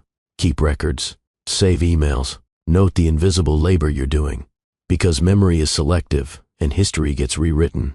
Choose the right kind of hard. Staying in a situation that diminishes you might feel easier in the short term, but it's devastating in the long term. Choose the hard path that builds you up instead of the easy path that tears you down. Don't confuse revenge with justice. Revenge is about destruction. Justice is about balance. Autumn didn't destroy Garrett's company. She corrected its ownership structure. She didn't take his daughter away. She established a custody arrangement that reflected actual parenting. She didn't ruin his life. She stopped letting him ruin hers. And finally, peace is the real victory. Not money, not power, not seeing someone who hurt you suffer. Peace, the ability to wake up excited about your day, to make decisions based on your values instead of someone else's expectations, to look in the mirror and recognize and respect the person looking back. That's what Autumn found. And it's available to you too. If this story resonated with you, I want you to do something right now. Hit that subscribe button, because we share stories like this every week. Stories about people who reclaimed their power, who chose themselves, who built lives they're proud of. In the comments, type "I'm with you, Dr. Phillips," if this message landed for you, and tell me where you're watching from. Let's build a community of people who understand that knowing your worth isn't arrogant. It's essential. And if you know someone who needs to hear Autumn's story, someone who's being diminished, someone who's forgotten their own value, someone who's considering leaving a situation that's destroying them, share this video. Your share might be the catalyst someone needs. Just like Garrett's cruel words were paradoxically the catalyst Autumn needed. Next week, we're covering another story that will challenge everything you think you know about family loyalty and inheritance. You won't want to miss it. Until then, remember, your worth isn't up for debate. Your contributions matter. Your peace is precious. And you have every right to claim all three. I'm Dr. Phillips, and I'm always with you.